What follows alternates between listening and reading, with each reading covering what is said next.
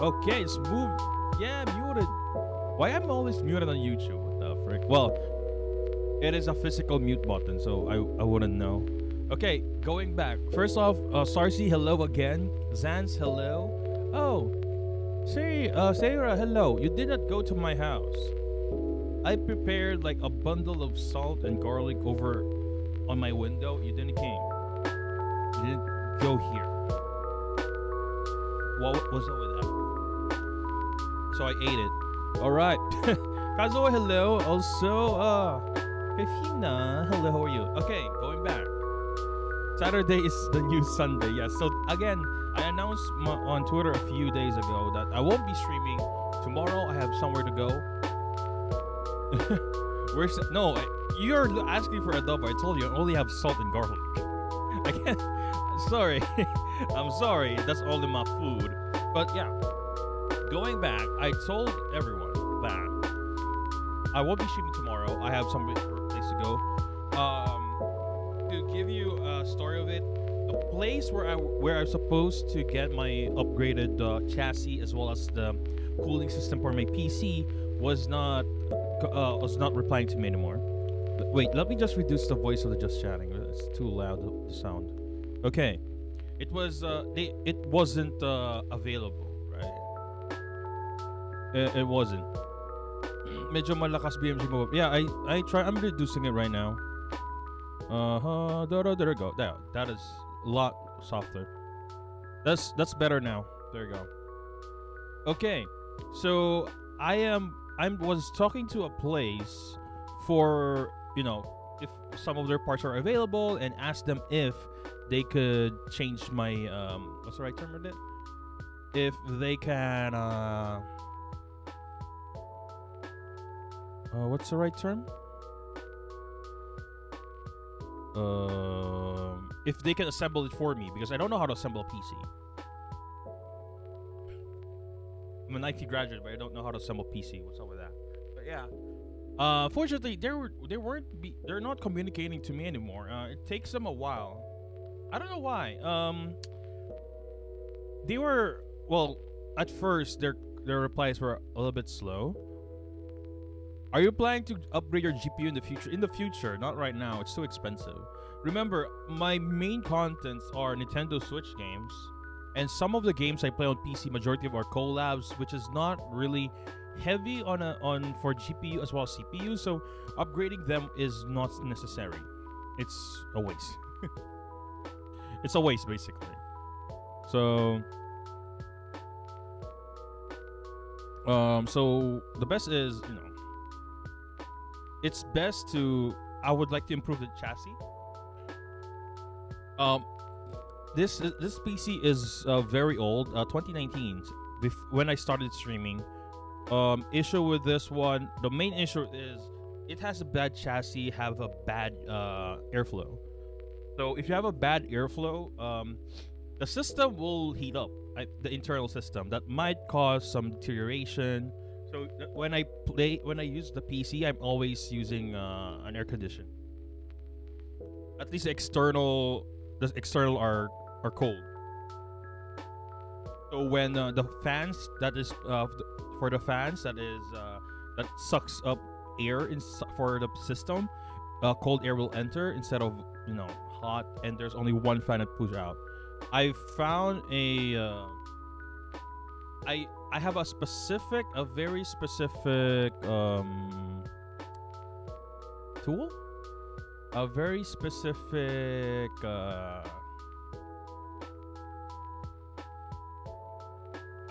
store before, because they're not. Were they the ones? No, they're not. Were they? I'm thinking, were they the ones that I think I bought something from them before, but not a PC. The PC was built for PC Hub. This was in PC Hub in Gilmore.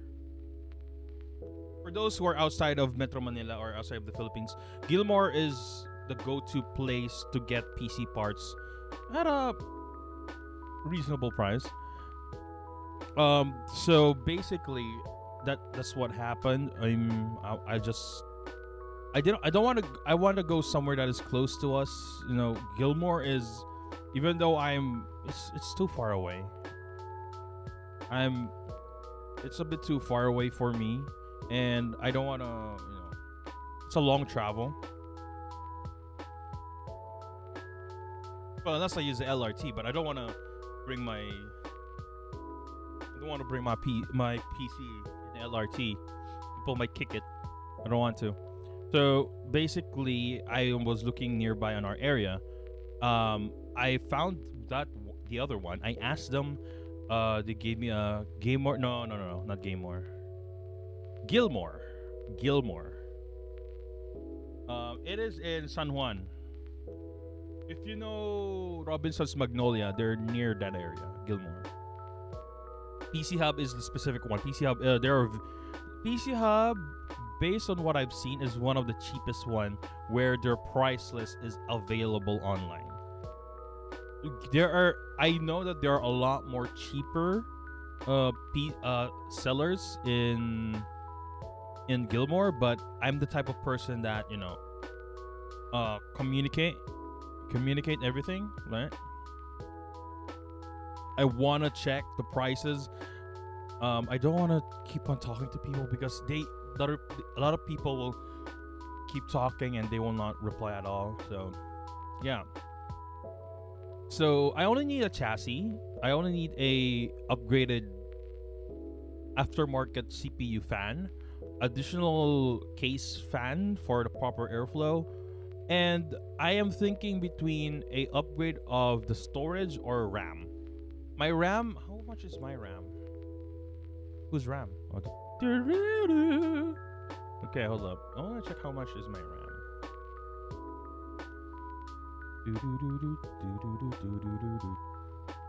16. I got 16 gigabytes of RAM.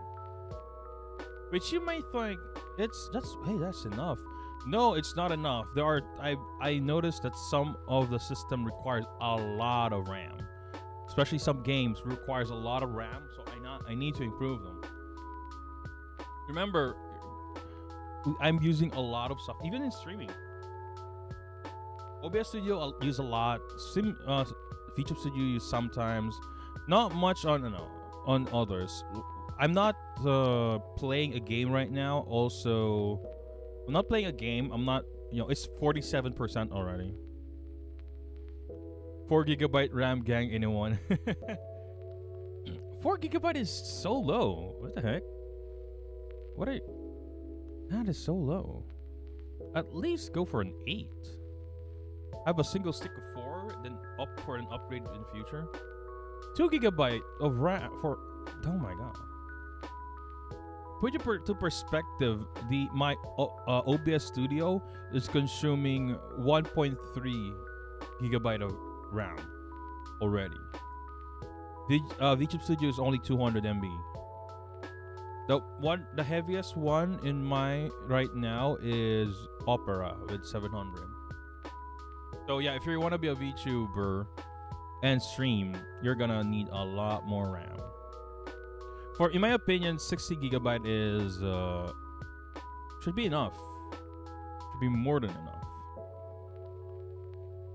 I might go for a additional storage. I'm looking at it.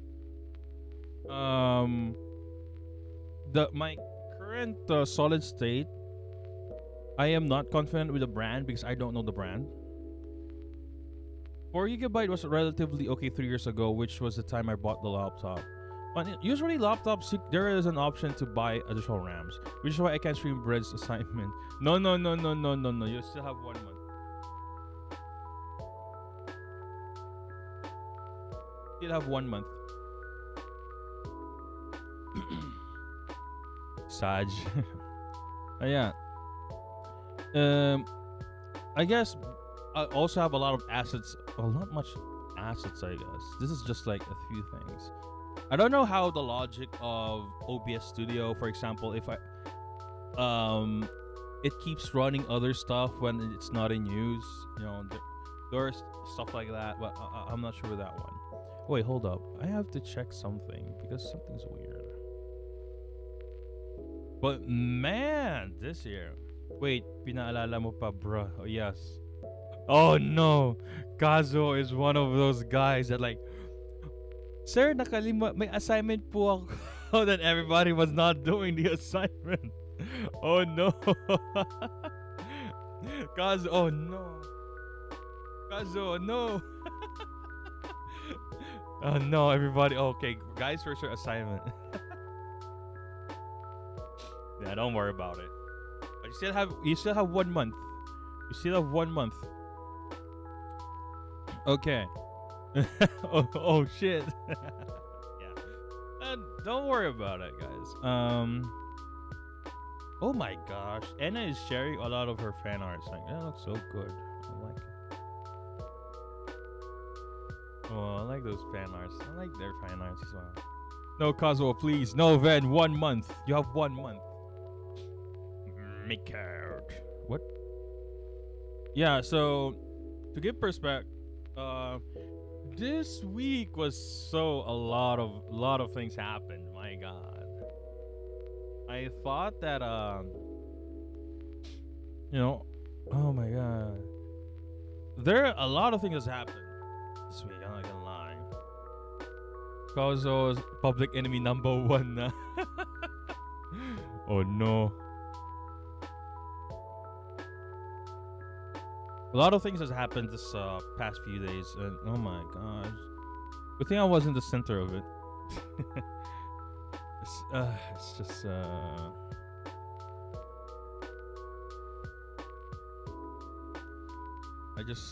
I don't know. It's like too many things that happen.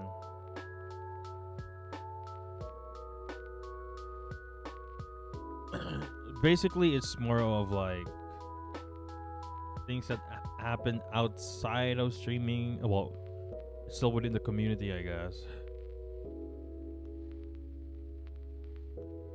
So there was a lot. There is I saw like what is this? What is wait, hold up. I saw like what's the right term of it? I saw a lot of things happening on Facebook and Twitter. I don't want to comment it as such, and I don't want it to expose it to have less exposure. But yeah, it's very, very, very like fun to watch. it's it's in a sense of like it's entertaining to research on those things, to see what really happened, on what is the cause and stuff. But to be fair, if you were part of that, of some of these issues, it's scary. It is scary for them. If I'm going to give you guys if what we've learned with that one is basically there are a lot of weird people on the internet, and just don't trust them. Don't don't always trust people on the internet. Like, why would you even trust me? I'm just a piece of bread. Like, one of those things. Like, you know. Oh, you're aware of that one? Yeah. All I can say to that one is, don't believe. It's not. You have to dig deep. You have to see the whys, and you know. I saw one of those. It was actually scary. Yeah, I know, but all I can say, like I said, all I can say is that once you know the whys and go further analysis, it's not all what it seems to be. That's just what I'm gonna just say. I have done a lot of research, talked some people about it, and some of them were involved or witnessed those things happened in the past, and I have my own take in the matter. However, I don't want to publicize those. Because, you know, if you're gonna publicize an opinion, 100%, some will be against you, some will be with you, which is fine. The problem is there are people that will take it out of context. Like, You're gonna explain. You're gonna do an explanation like three paragraphs of explanation, but they're just gonna focus on one sentence that they don't like. They are usually those. There are a lot of people who are like that. I mean, sometimes I like that. Sometimes I like that because like maybe there are all three paragraphs they agree, but that one sentence, and they're gonna just burn you in that one sentence. That's why I really don't want to post my opinion. Especially, it is a sensitive issue. It's a sensitive issue. If it's not that sensitive, I mean, I post some of those before. I post some opinions before. That is, in my opinion, not really sensitive. I post it, but if it's sensitive, I don't because it's a trigger to some. If you're that do be frustrating, Red. Yeah. I got a package. This is I bought something in Lazada too. This was I always take note of the price to make sure that I did not, nobody scammed me.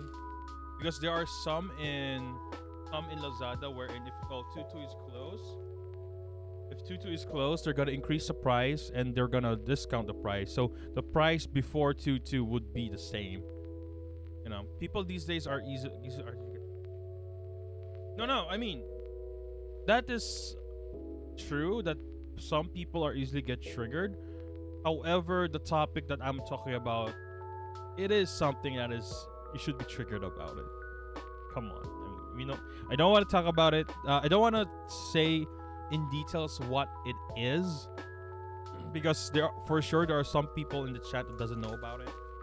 And I don't want to. I'm just telling that there is always a lot of issue. I mean, how many times I did your Sunday bread, and I always say that there's a lot of things that happen. If I said a lot of things that happened, there's something happened on Twitter or on Facebook, and I was watching it. Remember, I have a high following on Twitter. I have 3,000. Reaching 3,300 already. So I'm very exposed to all the things that's being posted to public. Followers are different. Followers, and I have a lot of followers as well. So if I post anything, a lot of people would see it. I have to be very careful in that one. It's not about not owing up to what you said. It's more of like a lot of people will be angry about it. Yeah, chat. It was some dumb people who spoiled Attack on Titan. Don't worry. I haven't watched Attack on Titan, to be honest. When season 1 appeared, it didn't bother me to watch it. I don't know. A lot of people liked it.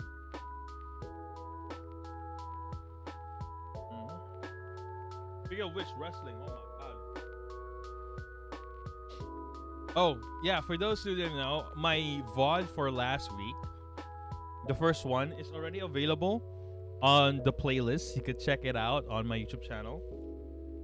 It's the difference is the part with the copyright removed.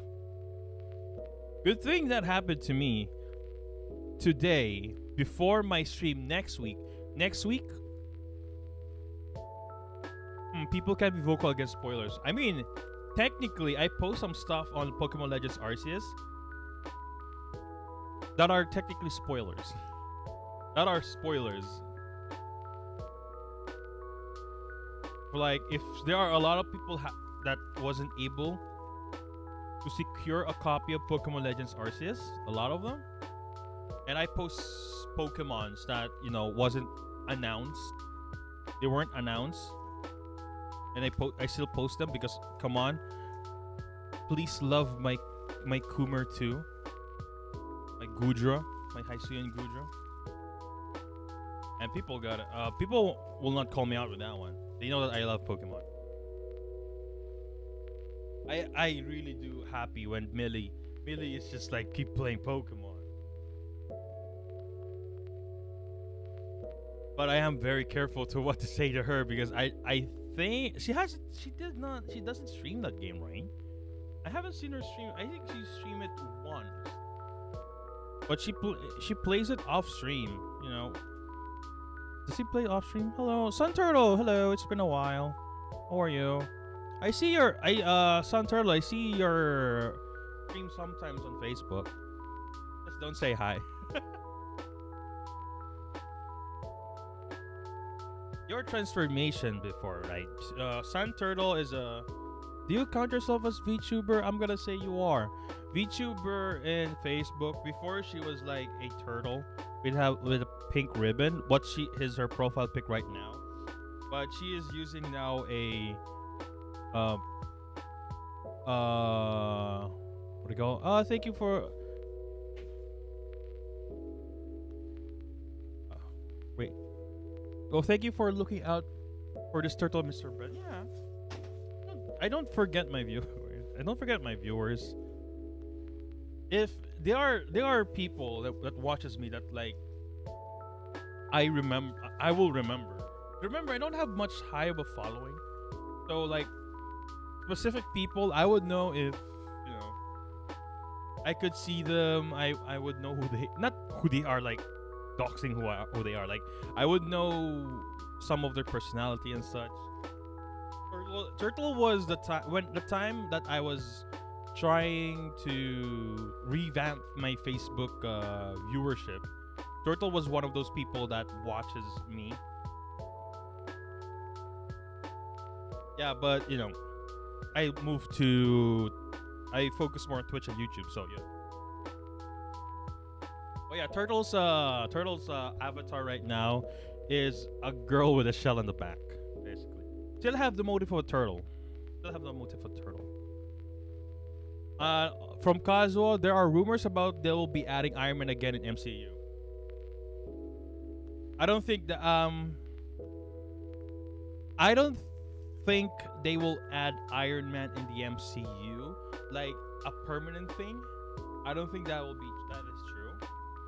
What I can see is that just given the rumor states that they are trying to get people to join them because given that this is going to be a multiverse, they could just have had stuff, right?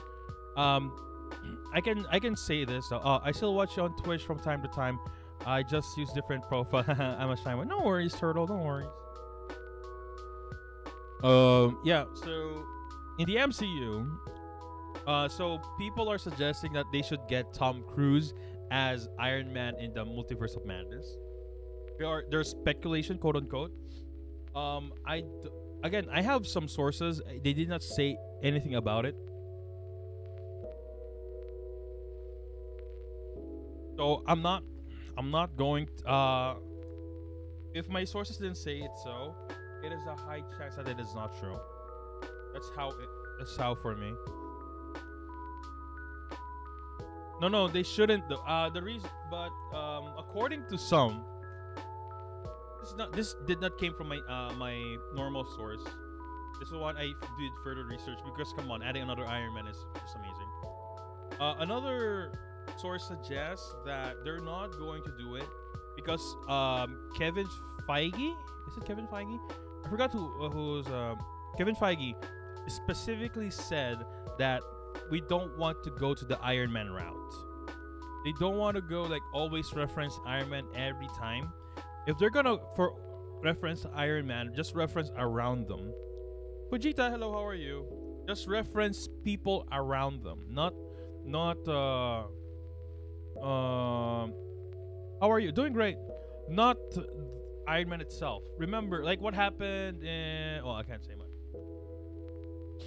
The last time they're gonna reference Tony Stark was Spider-Man Far From Home. Far From Home. That's the last time. If they're gonna reference Iron Man, probably the blip, those and stuff, right? How about Tobey Maguire becoming Spider-Man again? Is it true? I don't know. I mean, I am somewhat spoiled on what is going to happen in Spider-Man No Way Home already because a lot of things that happened. Um, so I somewhat know what happened in a specific scene, but I don't know the story of this. I could still watch it and enjoy it. Think about it. I could watch it tomorrow. All I could say to that one is, um, it's a possibility that just like could just like pop out because we don't know. It says multiverse of madness. However, the only multiverse thing that happened. Magaloon, hello. The only multiverse thing that happened so far in the trailer is the other Doctor Strange and probably the two Doctor Strange. That's it. Right? The Defender Doctor Strange that we're not sure if that guy is a different Doctor Strange or our current Doctor Strange, and also the evil Doctor Strange. By the looks of it, he's evil. So we are not yet sure. We are not yet sure on who's who, basically. Yes. So yeah, it is better to just wait for it. Gotta wait for it. Ooh, okay.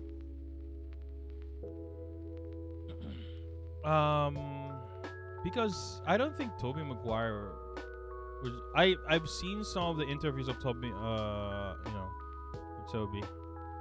I don't think he will be in Multiverse of Madness. God. But yeah, what I see is that what I can see and what I can tell. No, that's not. I don't think an Iron Man will be popping out there. If there is, it's just only for that movie. He will not stay. You know, that's one thing as well. What else? Yeah, that's about it. I don't think he will. Speaking of which, WWE. Okay. Speaking of wrestling, remember yesterday last time we did your Sunday bread last week. What is the right term of it? There is I didn't realize that there was a lot of issue with the Royal Rumble. So basically, remember when we were watching it? There's no VOD. I think it's still part of the VOD.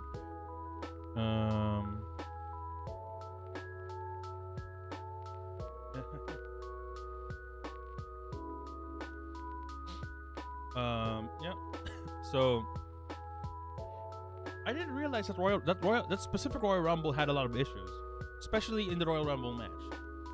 When you see, okay, before we talk about the Royal Rumble again, Raw happened.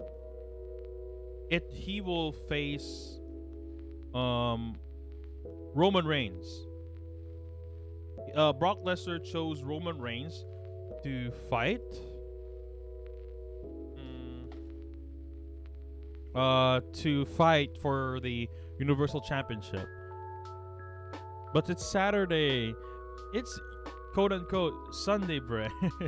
No, because I don't have a stream. I can't stream tomorrow. I have to go somewhere else. I do apologize. But yeah. So to give you guys context, on Raw this week, Brock Lesnar chose Roman Reigns to fight him. Roman Reigns is one of the world champion, and he won. And he will fight him in WrestleMania. But before WrestleMania, there is another event called Elimination Chamber, which is POG. I like that. Wherein, Brock Lesnar is also selected to the Elimination Chamber. So basically, Brock Lesnar could there could be a championship unification on WrestleMania. A championship. There's a possibility of a championship unification on WrestleMania. I think that is a proper route, considering that there is a lot of, so that they don't need to. In my opinion, this is my opinion. They lost a lot of superstars because, for those who didn't know, they a lot of superstars were let go for the past 2 years with WWE, so their roster is very very slim at this point. There's a lot of speculations on why it's so, but what I could see is that they're also thinking that the WWE is selling it to somebody, but no, that's not the case. By the looks of it, I think they're trying to not get as much superstar now at this point, and work what, or just remove those people that are any people. That's why it's a little bit dangerous to be in WWE in the past 2 years, because even though you are being pushed to be a top star, you could get released. And there are a lot of my favorite superstars in WWE were released for the past 2 years. Very disappointing. Not gonna lie, I was disappointed when some of those news of Risa happened, but I don't know. But yeah, so basically, in what happened in Royal Rumble, if you guys didn't notice, you know what? I'm gonna open Wikipedia. Don't worry, I'm not gonna get this time. I'm not gonna. It's just important. I have a stream next week I might use. Royal Rumble. Okay. Royal Rumble 2020. Okay.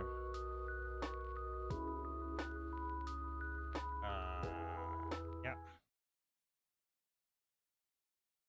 Why is there no sound here? There you go. Okay. Give me 1 sec, guys. All right. Bleep beep. No, not you. Oh shoot! Hold up. There you go. There you go. Okay. This had a lot of controversy. This specific Royal Rumble. This was the one that happened last week. This happened last week. Okay, here's one of the issues.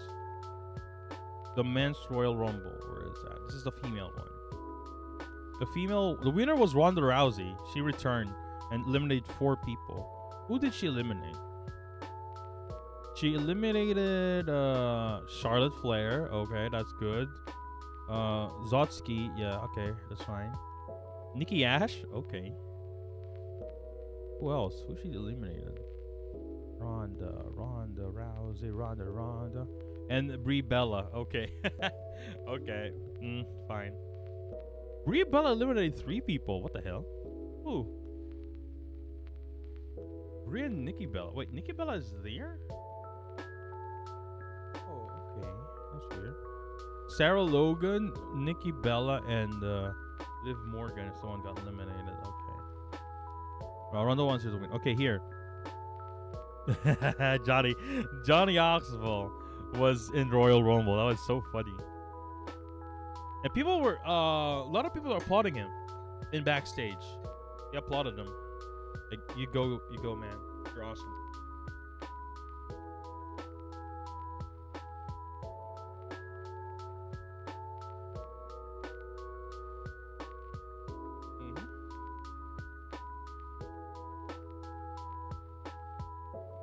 Sorry, burp. Hold up, give me 1 sec. Okay. The controversy here is this guy, Shane McMahon.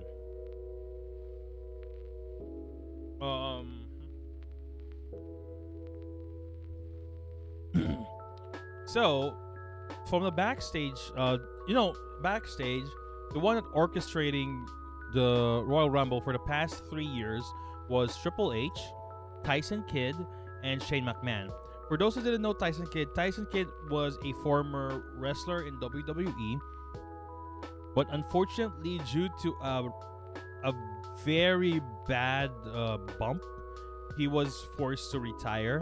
Basically, if he keeps on doing what he does, he could get a permanent paralysis. I think, if I can remember correctly.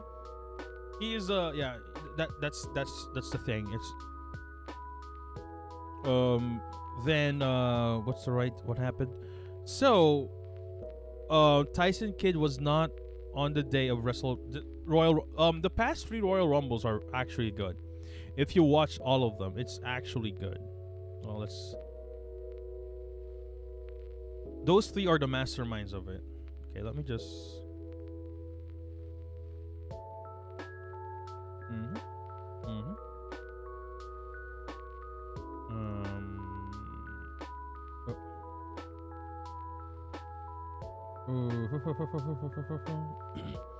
Last 3. For this one was awesome. This one was awesome. This specific one. This is when the time that Brock Lesnar said that, you know what? I am a world champion. Nobody is capable of defeating me at this point. We have nobody's able to defeat me. So you know what? I'll enter the Royal Rumble and just win and fight the Universal Champion, if I can remember correctly. That was the story. And he is so confident and said, you know what? I'm going to I am going to what's the right term he said? Oh. I am going to enter as number 1 and eliminate everybody. So basically, you can watch the 2000 Royal Rumble on YouTube. It's on WWE. We're not gonna watch it here because obviously. Plus, I don't think you guys would not appreciate it because you need to understand the story behind everything. Parang gusto ko tuloy manood ng SmackDown. Tumigil lang ako para ako nung oh my god, that is, how long was that, my friend? You did not. WWE is still, let's say, they molded to the point of there are only specific segments that you would enjoy. It is not for everyone because WWE is molding themselves to be something that is for everyone. More of a PG style. But they slowly change wherein there's some storylines that it's just so childish that only kids will enjoy, and there are some like very, very detailed. That's why I guess it is better to start watching wrestling after WrestleMania because usually some storylines new storylines will be formed after WrestleMania, and you could watch them all until everything. So basically, the story here is a lot of people are trying to fight Brock Lesnar, and every time there's a match against Brock Lesnar, they're gonna keep on, nobody was able to fight him, like nobody able to beat him. So what did you know? What, I'm gonna go to Royal Rumble. I'm going to be number 1 entry, and I'm going to win it. And whoever the Universal Champion is, I'm gonna face him. That was the story. That's why if you look at this one, he eliminated 13 people. Look at that. Brock Lesnar is number 1. If you look at this one, all of from 2 to 12, 2 to 14, 2 to 14. Brock Lesnar.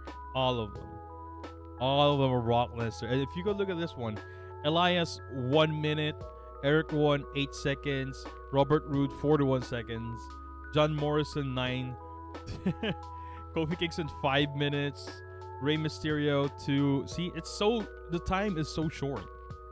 He survived for 29. Kumusta na kaya si Undertaker? Undertaker stopped wrestling. He said that his body can't is not the same. So he just did. I'm not sure if he could possibly come back. I don't know who are these new wrestlers. 2011. That is a long time ago. You know Brock Lesnar. Brock Lesnar was, you know him for sure. You know who he is. He's been here for a while. So you don't know who Elias is, Eric Rowan, Robert Roode. I would really like to show their entrance because their entrance is so good. But last time we did that, is Rey Mysterio still the same? Yes, he is still the same. How old is he actually? 2008? My God. Oh, he is 47. And he can still go. Okay.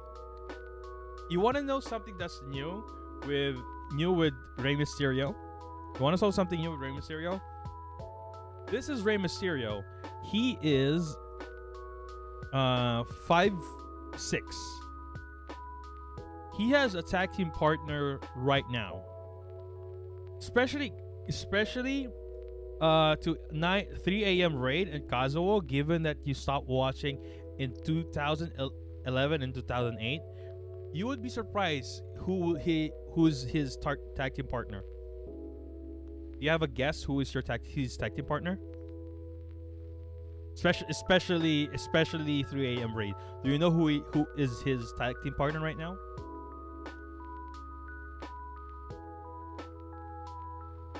He was if you were watching around that time, around before 2011 or 2008, this wrestler, he wasn't a wrestler before. He appeared. He already appeared in a weird storyline that basically should have traumatized him.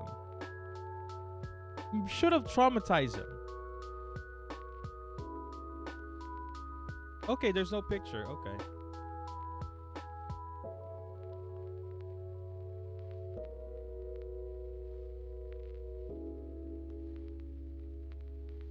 This guy. That's his tag team partner.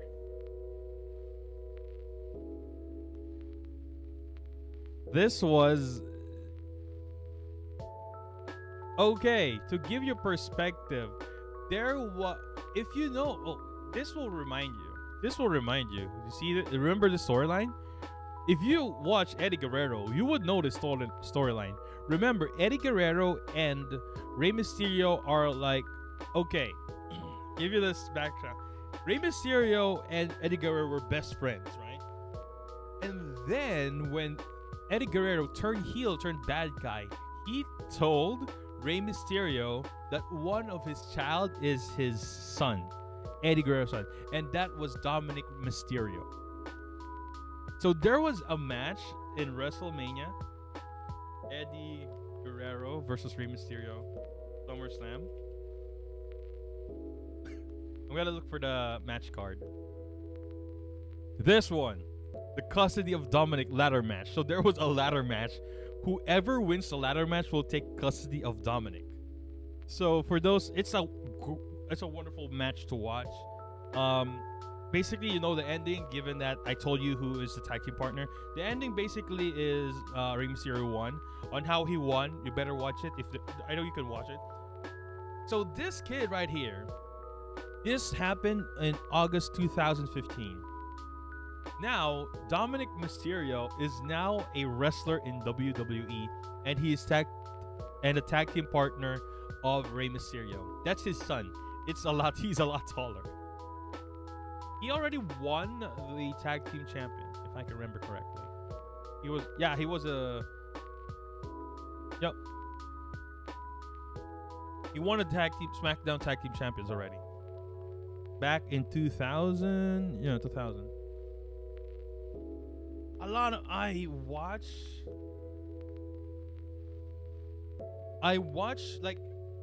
also watched the backstage things that happen in wrestling. Vince McMahon was so happy to see that his son, Dominic Mysterio, was in WWE. But let me remind you, given that he has a reputation, Dominic Mysterio, still has a Mysterio name to it. So he did not went to NXT. He went straight up. May 619 pa rin, sir. Yes, he does. His son has it, and his son is a lot bigger. His son is a lot bigger. It does 619. So far, I have not seen him. No, where do you watch WWE? I gotta start. Before I was WWE. What do you call this? I only watched some snippets in WWE YouTube channel and read some news. I can't watch the full of it because you need to have the WWE network. I don't think the WWE network is still available. However, here's some good news, guys. There's some good news. WWE signed with Disney, wherein you can watch some of the pay-per-views in Disney Plus. And that is, the contract is only, if I can remember correctly, for Indonesia with Disney Plus Hotstar. Now, that specific Disney Plus Hotstar, if I can remember correctly, it will be the same platform that will be given to Vietnam and the Philippines. So hopefully, once Disney Plus is available in the Philippines, we are allowed to watch the pay-per-view of WWE. I'm not sure if SmackDown and Raw is available. I know you can watch SmackDown and Raw on TB5 or Sports 5, but it is only the 1 hour special. Raw is 3 hours long. SmackDown is 2 hours long. What they did is the SmackDown and Raw over on TV5 or Sports 5 is edited to be only an hour long. That's it. I watched it on RPN 9. Oh my god, RPN 9. The heck? How old are you? The heck? So yeah. It's still a good thing. Yeah, well, going back to this one, basically he limits everybody. Then Drew McIntyre appeared as number 16 and eliminated Brock Lesnar and go on to win everything. I never knew the difference between Raw and SmackDown. Bata pa ako nun. Basically, Raw and SmackDown are both under WWE, but they consider themselves as separate brands because, let's face it, during that time there's no actual competition in the wrestling industry for WWE. There was a time wherein WWE was like, you know what? Raw and SmackDown, they're on the same company, so we're just gonna name it SmackDown and Raw, but the superstars are unified. There was a time that happened. Bunganga mo naman, Sir. What do you mean? So basically, they were unified. So all the SmackDowns are together. All of the superstars are together. So there was no exclusivity, which caused a lot of issues because like there are two world champions. And it's weird that the two brands are not like. They're not separate. So, there's a lot of things that happen, basically. So, but right now, some superstar jump over to different brands for storyline purposes, but it's still considered a separate brand right now. That's why there are two world champions. But by the looks of it, they are trying to, what's the right term of it?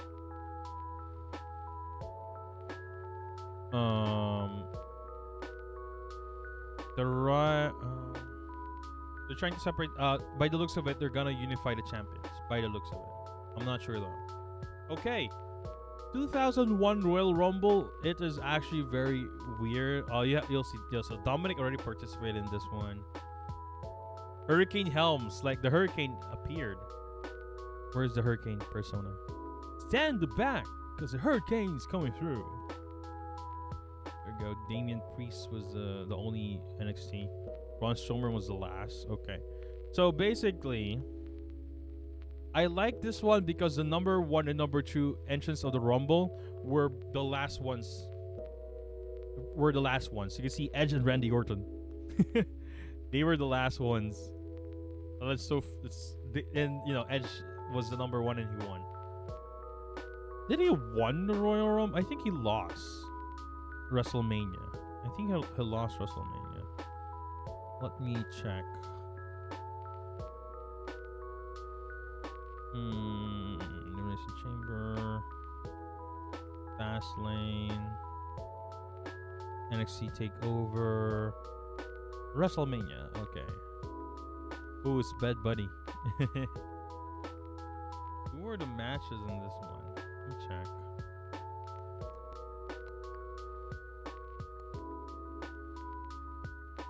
Matches. Oh, Bobby Lashley versus Drew McIntyre. Where's Edge? What? Oh yeah, I forgot. 2 nights. Yeah, there were this instance like 2 nights. Randy Orton versus The Fiend. Okay. Edge. What? Edge.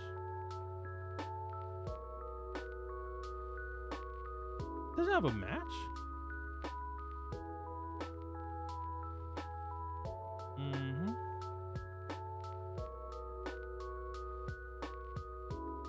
Wait, what happened? Hold up. That's weird. Wait, I got confused. What happened? He was the one who won. Aftermath. Okay.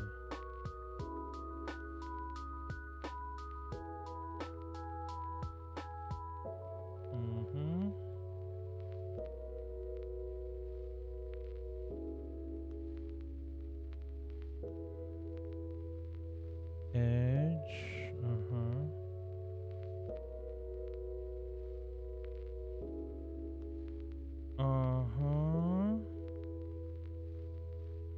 Who won?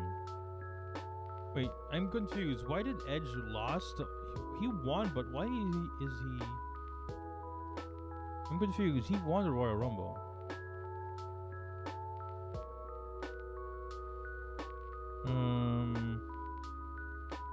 Yeah, 2001.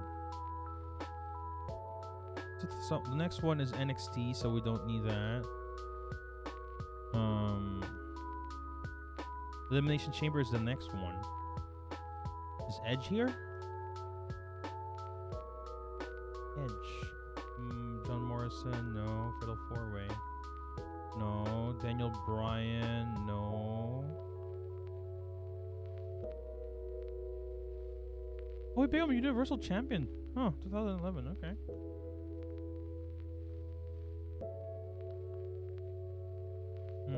Oh, no. Oh yeah, this is a screw job. Basically, well, not the Montreal screw job. This is a storyline one. Basically, it's Elimination Chamber. You know how terrifying Elimination Chambers are. So basically, after all that, it's a 34-minute match. Daniel Bryan won for a WWE Universal title match. He did not realize that the title match starts immediately. So given that you were like wrestling for like around 34 minutes, he lost for under a minute. More than under 2 minutes. Look at Edge. What the heck? Where did Daniel Bryan.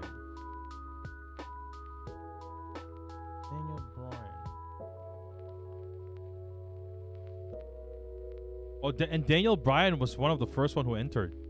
So he did a 34-minute match. That's like, oh, freaking story. I'm looking at what happened to Edge. Oh my, this is what happens if you don't pay attention to the storylines. Like, why is Edge not here? Yeah, Fastlane. What happened in Fastlane? Where is Edge? He won though. Riddle, okay. I don't see Edge. What the hell?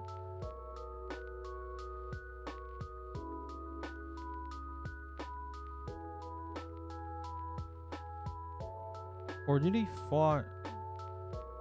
Oh, I think he fought Roman Reigns. I think it was Roman Reigns he fought. Oh, there you go. It was here. Yeah. So Edge chose Roman Reigns, but I think because of the screw job in Elimination Chamber, Daniel Bryan was included in the match. There you go. It was in the second night. I didn't see this. Yeah, he lost. Roman Reigns held the title for like past 500 years, 500 days now. Yeah, then came this one. We're going back to the story. We forgot to talk about the story. So basically, what happened here is that Triple H was not yet medically cleared to work. For those who didn't know, I forgot what was his health issue, but yeah, Triple H has health issues. He was sidelined because of it, which has caused a lot of issues with WWE. Basically, if you are watching WWE right now, the NXT 2.0 was not Triple H's decision. It was the decision made when Triple H is not within the company right now. He's recovering. A lot of things happen. Most of the people that he, is not there anymore and stuff. So going back to also Tyson Kidd is not available. So the one who booked Royal Rumble was just Shane McMahon. And Shane McMahon, my God, put himself on the 28th spot. And also the one of the last three competitors. It does not make sense. I'm telling you this.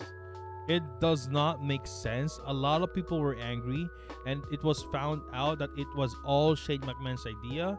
And right now, Shane McMahon is not with WWE right now because of this one. He was very selfish with this one, and according to some, it says that by the looks of it, that WWE people are saying that Shane McMahon doesn't have like the talent on booking stuff. He got selfish on this one.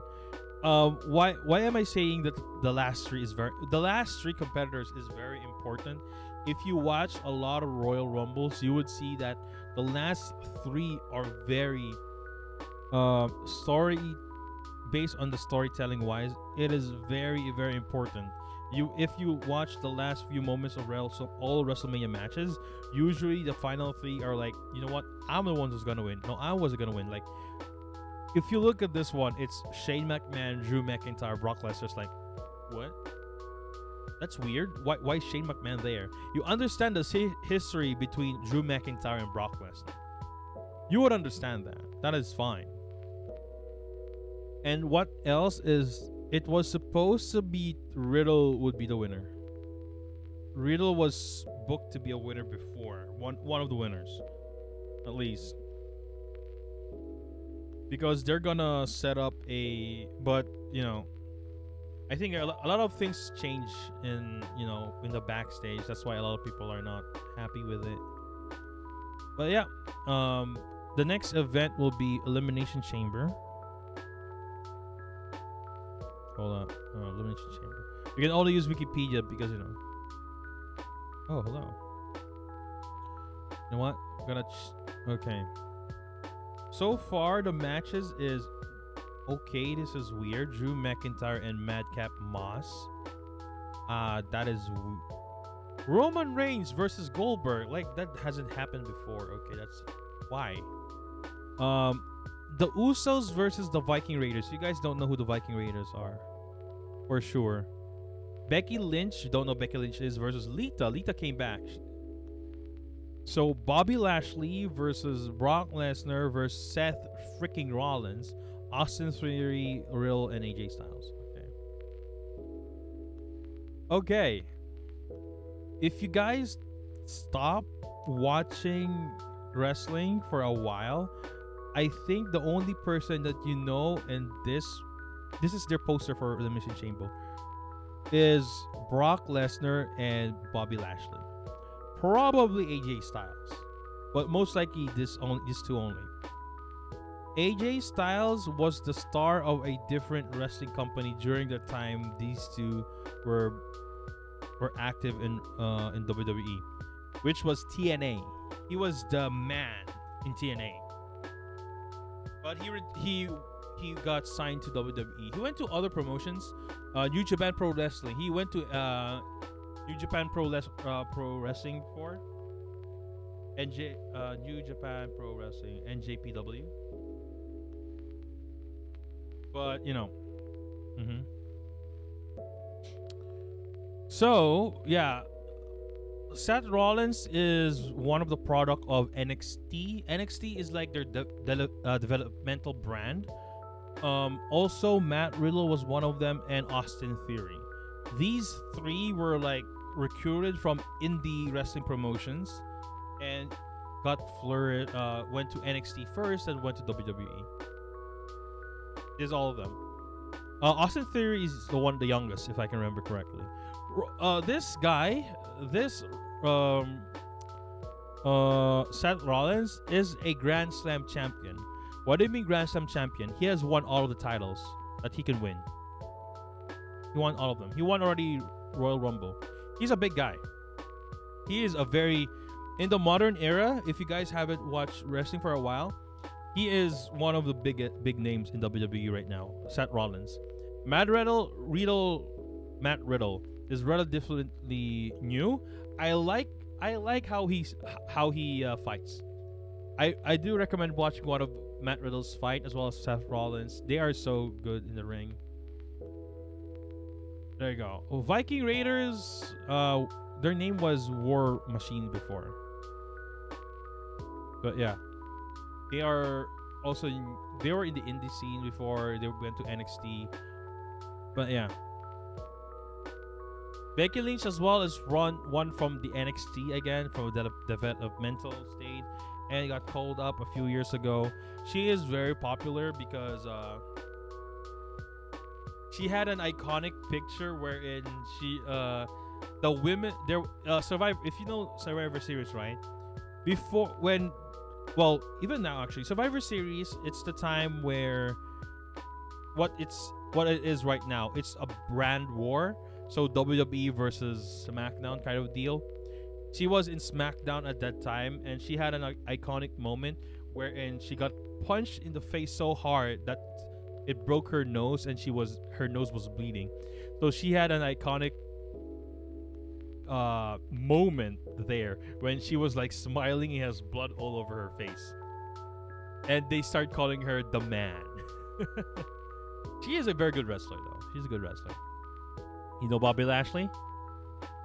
He wasn't. Yeah, he's a good guy. He's a great wrestler as well. Not as great as Seth freaking Rollins, though. Let's see. Let's see his accomplishments in WWE. That is WWE. Let's see. He was Ring of Honor. WWE, two-time WWE champion, two-time Universal champion. He was the first NXT champion, two-time Intercontinental, one-time United States, six-time tag team champion with Roman Reigns, Dean Ambrose, Jason Jordan. Jason Jordan is also had a neck injury. That so he will never be cleared by WWE. So I think he's now a backstage person. He was supposed to be a very he is a good wrestler, but the injuries though that he sustained. One with Braun Strowman and one with Murphy. This guy is not in WWE anymore. Dean Ambrose is not in WWE right now. He also known as John Moxley as well.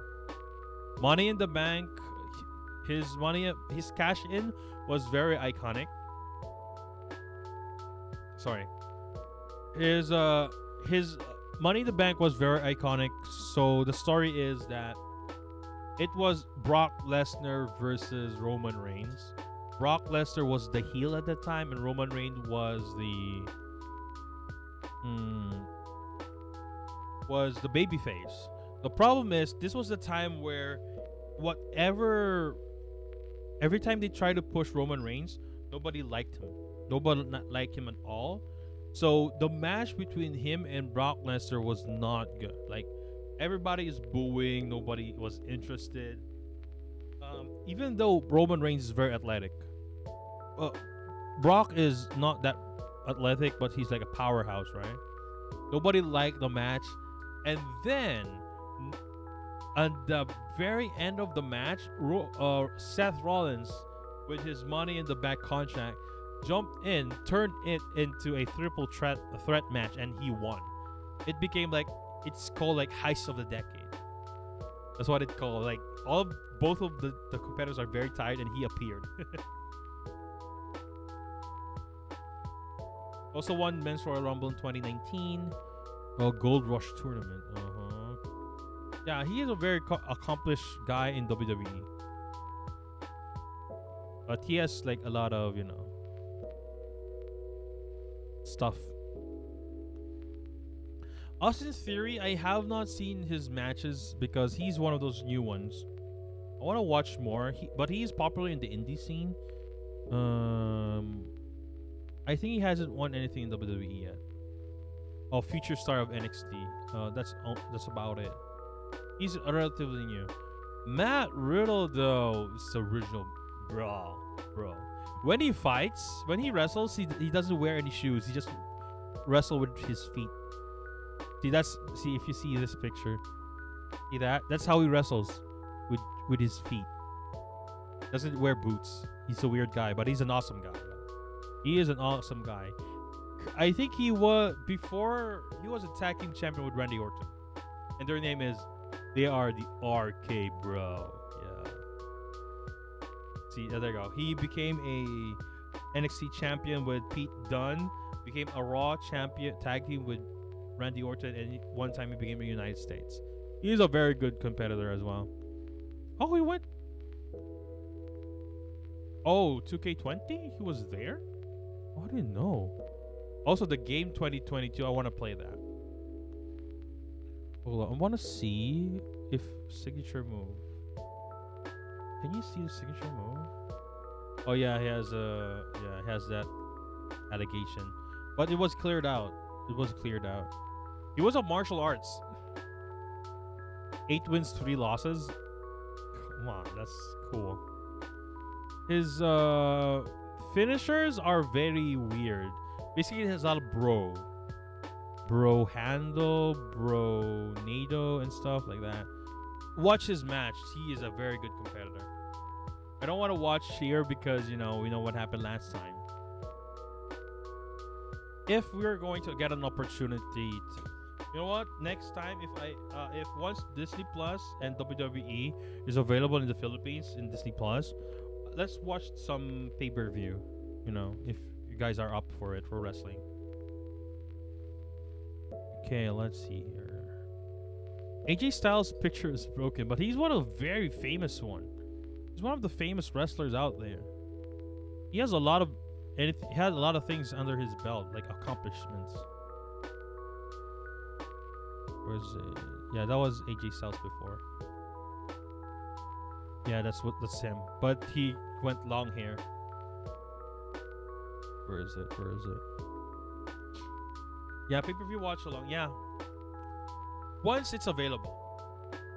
And hopefully it's available in Disney Plus. We could watch it. Look, we can't watch it live. We can't watch it live because obviously it's in the US. So it's right now SmackDown is ongoing. So we can't watch SmackDown. This is him. Yeah, he became a world champion in WWE. I want to see his accomplishments. WWE. He's 2-time champion, 1-time Intercontinental, 3-time United States. He became a Raw Tag Team Champion. He is a Triple Crown champion, actually. What does Triple Crown means? Yeah, Triple Crown if you won at least one of the tag team, one of the mid-tier, or the secondary, one primary. WWE. There's a lot of them.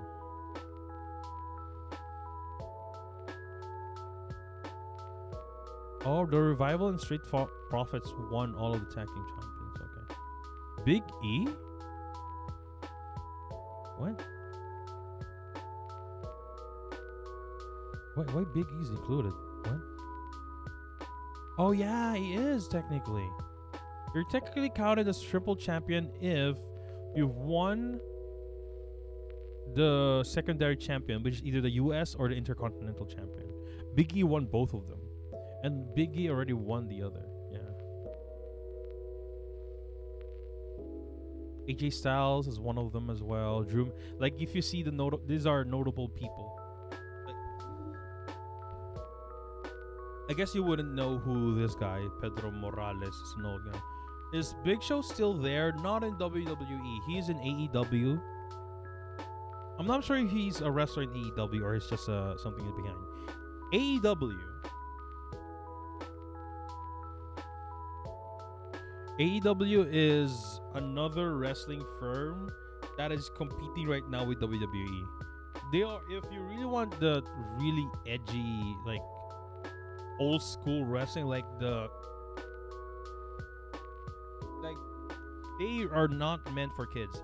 WWE is pushing to have a wrestling show that is for everyone. AEW pushing it for a more mature audience. So if you're really up to like a little bit more mature stuff, not mature like the NSFW thing, like one of them is you might recognize. He's still alive, guys. Cody Rhodes, son of Dusty Rhodes and brother of Goldust, is here. Who are you? But given that you guys watch WWE, you might not know some of these people. For sure, there's a lot of these are wrestlers that you may not know who. Like their current champion is Hangman Page. Hangman Adam Page. You don't know who he is. He won against Kenny Omega. I'm sure you don't know who Kenny Omega is. Britt Baker. Britt Baker is a doctor or a dentist. Is she a dentist or a doctor? I forgot. Give me a sec. She is somebody.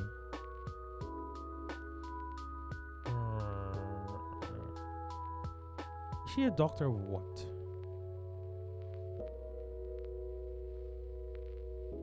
Oh, dentistry. Yeah, she is a dentist. She's a dentist. A wrestling dentist. It's like Sharpon, but for teeth. You don't know also Sammy Guevara as well. These are like new people. These are like new people that you don't know who they are. They're not... Some of them were part of WWE. No, actually none of the champions were part of WWE. I guess Luchasaurus is, but... Rick Starks, he was in WWE, I think. No, he wasn't. Yeah, these people right now that you see, you don't, they weren't. You don't know. I think you would know who would be the first AEW champion. Chris Jericho. Chris Jericho was the very first AEW champion. There has only been 3 so far. The promotion has been there for a while, for around 2 years, 2 years, or even more, 2 to 3 years. And so far there has been 4 title changes. Chris Jericho was the first one. Jon Moxley, if you don't know who Jon Moxley is, he was Dean Ambrose in WWE, but given some of you haven't watched wrestling, you might not know him. Next is Kenny Omega. He is the longest reigning, and Hangman Page. They are the only ones. Their website. They have the ranking system as well. CM Punk is in here. CM Punk is here. Yeah, every Wednesday at roster. Yeah, like I said, you might not know any of these people. See.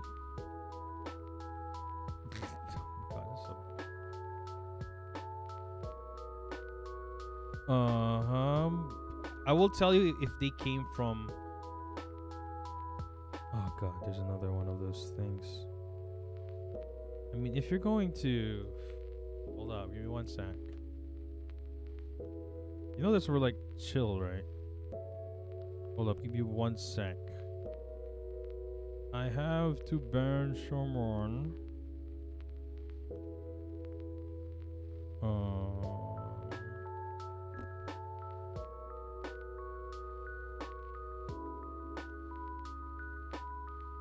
And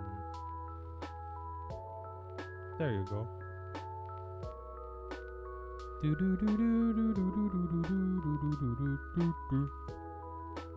Yeah. Came from WWE. Came from WWE. You know who Cody Rhodes is? He came from WWE. The next one. None of them came from WWE. He came from NXT. Nobody know though. Came from WWE. Came from WWE. This is Billy Gunn's children. That's about it. How about the lineup? You know what? A song it doesn't play anything. I'm gonna tell you. Came from WWE. Came from WWE. Billy Gunn came from WWE. You know who he is. Came from WWE. Oh, wrestling. Hello, Fat Master. Let's see. Came from WWE. Very famous one. Came from WWE. Chavo Guerrero came from WWE. Demo God came from WWE. Came from WWE. Came from WWE. I'm saying came from WWE. It's like they had a history WWE. They not. It's not like they got fired and went immediately AEW. Almost half of AEW is WWE. Yeah, we're just gonna be an issue with them. They're getting a lot. Came from WWE. Came from WWE.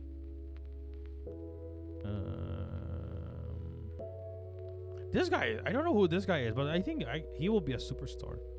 I see his matches. It's awesome. Came from WWE. This is Jack Swagger. Came from WWE. WWE. WWE, but NXT, except the only few really down there. Yeah. They're gonna. Mark Henry, WWE. Hook is Taz's. Oh, that's why. Okay, I'm gonna. That makes sense. Came from WWE. Yes, technically he did. Miro, yes. This was Rusev. NXT is AEW's developmental. Oh, they added him. Wow, that is interesting. They added him. MJF, no, it's not. Oh, Brody Lee is here. They still included him. WWE. Technically, Nick Jackson was WWE. Oh yeah, but just he doesn't fight. He is only there as like a backstage stuff. Orange Cassidy. Watch his wrestling. He was in WWE. This is Big Show. Paul Wright. This is Big Show.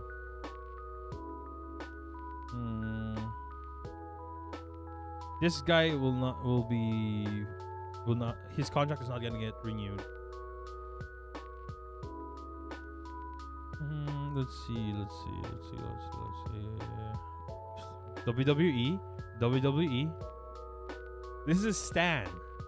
This was Stan. His name was Ty Dillinger in WWE. Then he was Stan. Nick and Mac were jobbers back in WWE. Yes, they were. Sting was WWE. Well, technically no, but technically is. And WWE, Tony Nese. Female roster, I'm not really knowledgeable on who was in WWE, to be honest. Oh my god. I think she was in WWE. WWE, yeah, Ruby. Broadcast, Taz. There's Taz and Jim Ross. Justin Roberts as well is here. Mike He's in WWE before. Coaches: Billy Gunn, WWE. Vicky Guerrero, WWE. Arn Anderson, I can't tell if he was. Sting was no, but he was in WWE before though, right? Marquez Martinez appeared in NXT, but was he like a permanent thing? Because there was a time where NXT just like, you know what, you're an indie, just go to us for like one or two matches like that. Yeah, AEW is doing great so far, but they might succumb to an issue wherein they're taking too much talent.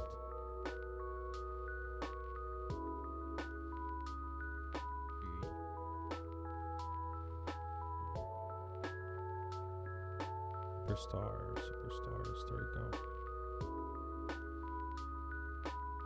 They might have that issue.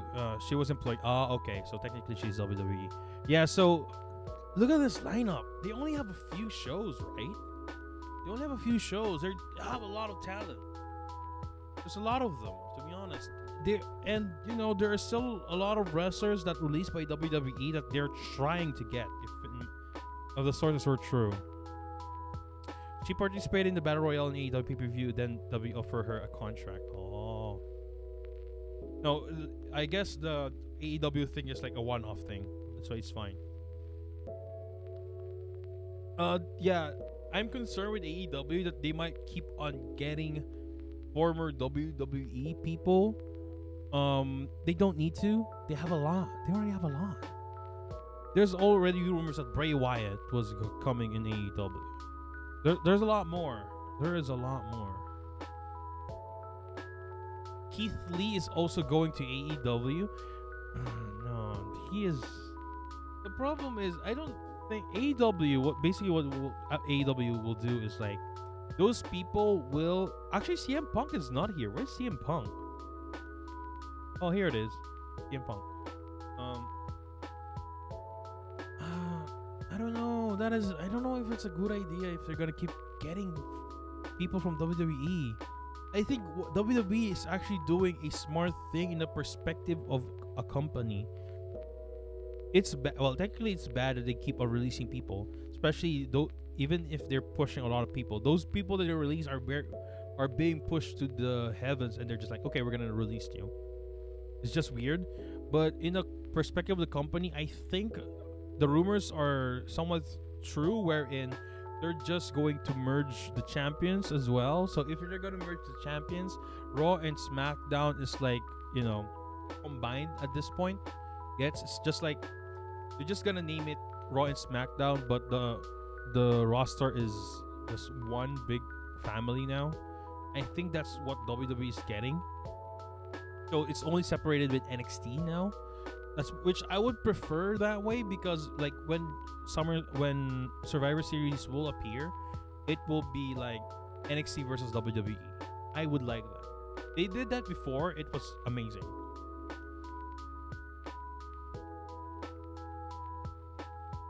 No, it's not fine to get a lot of talents. You know what happened with WWE, right? You know what happened with WWE? They took a lot of people in WWE, and they can't even push all of them. That is what's happening here right now. I hope they could fix it. WWE has okay. Can we separate them by superstars? Can we give them one by one? Oh, current. Raw.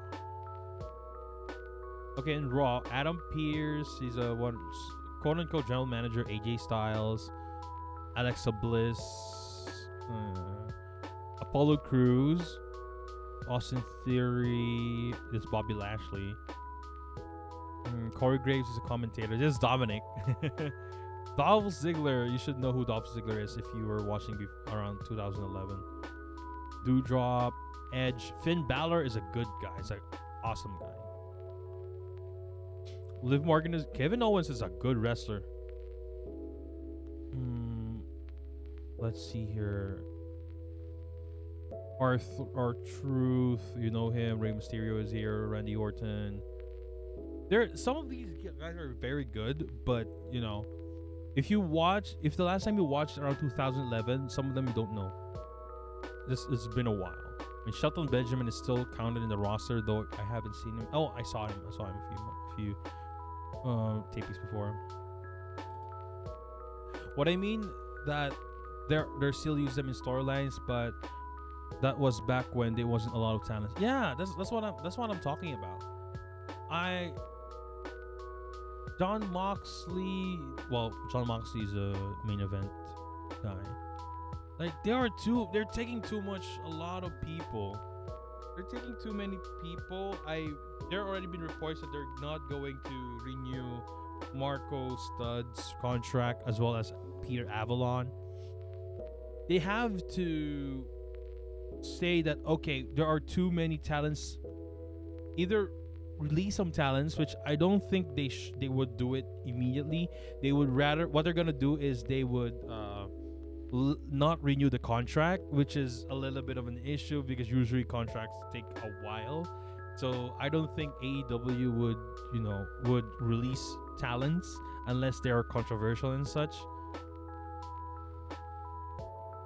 Brian Cage as well, yeah. I mean, yeah. So like Peter Avalon, Marco, Brian Cage, moving them in AEW, I think it will be fine. I guess Marco will be be removed because that he's part of the Jungle Express. Michael Kanazawa. He has 618. He won 6 times. What? I mean, if you look at this way, it's January. Some of them has not fought in January or in Feb. Let's see. Okay. They have matches. That's good. That's good. They have matches. I don't know who this guy, Brian Kotler. Well, if he's gonna get released, some wrestle in Dark Elevation. Yeah, but come on, Dark Elevation. Like it's like Heat. It's just like Heat and Velocity before. It's just like that. Like okay, they wrestled there, but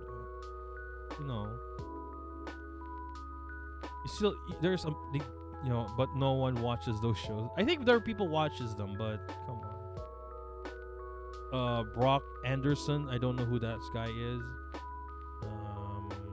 Chavo Guerrero is a staff, so that's fine. Christian Cage hasn't wrestled. That's weird. This is just only a 1 month, guys. 1 month. Christopher Daniels, Chuck Taylor. Okay. CM Punk has had a match. This guy is just new. Just came out. Darius Martin. Okay. Brock Anderson is Arn Anderson's son. Yeah. Jack Evans. Okay. Like, see, there are a lot of people. Well, Jack Hager. He appeared, but it's fine that he doesn't have a match. Like, Kenny Omega. I think he was injured. That's fine. This is fine. Like there are like Keep Sabian. Kyle O'Reilly doesn't have a match for a month now? Why? That's odd.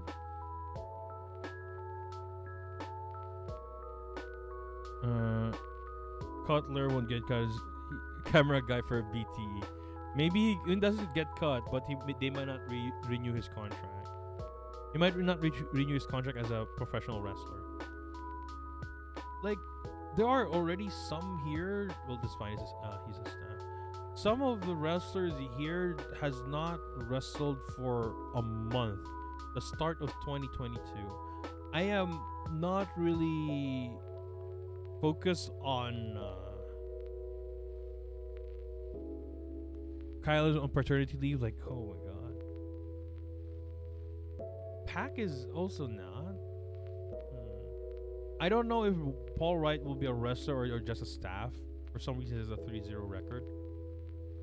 Why would you give him a 3-0 record?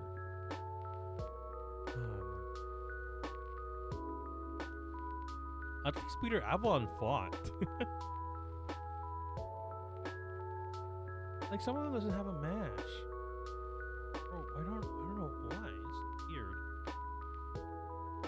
It's weird. It's now showing that they are getting too many talents.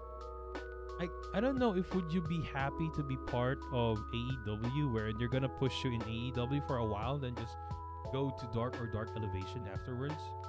I mean, would you go for that one? Right? It's just an occasional perform like in WWE. I guess in WWE, nobody they don't want to push Big Show anymore. Acceptable. I mean, there are a lot of superstars.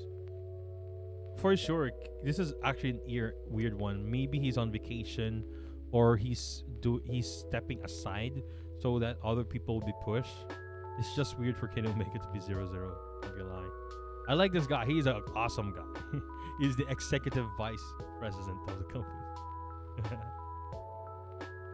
Yeah, in my opinion, it's just you're getting too much talent. WWE. Actually, if you think about it, this is not much. This is if you look at this one, it looks a lot. Oh, injuries. Okay, that's acceptable. Kenny Omega is on injury, so that's fine. If you look at this one, Raw, this is not much people. This he still hasn't came yet. This is not much people because this is a mixture between tag team and women's division. Usually, they separate those. And yeah, look at this. Even WWE doesn't use all of these guys. And this is only for Raw. SmackDown. Oh, Brian Pierce still here. See, there are different superstars, and they some of them just jump into the different brand. This is what they look, but obviously it's not good because they released a lot of people. That's why it looks so slim right now. But they released a lot of Triple H is in the part of the song. See, that is not much. If you look at this one, it's not much, which is actually good. They could focus more on the storylines. I think that's one of the reasons they released some of them. As well as, we're getting a lot of money. NXT would be more, I think. Yeah, there's a lot more. There's a lot more in NXT. A lot of things is happening in NXT right now. Oh, see, that's a lot. I think they have the most. I think they have the most compared to WWE, but then again, they are developmental. So not all of these people will come out every NXT. I like this guy, Dexter. I like that. I watch his off. His character is so weird. That's why I like him a lot. Gunther. I like Gunther. They can focus on storylines, yet they can't make any proper storyline. Now, we talked about Royal Rumble a while ago. It was reported that freaking Shane McMahon, I am a McMahon, do this, do that, basically. Some of the storylines are good. And like I said, the storylines in WWE is something that they're trying to have a storyline for those who are hardcore fans. There's a storyline that is doesn't make any sense, but it's a big haha moment. So I think WWE is a mixture and stuff. Whereas on AEW, if you're a hardcore fan, I really suggest AEW. NXT only makes sense until they got rebranded. I think it still makes sense. They still make a lot of stars.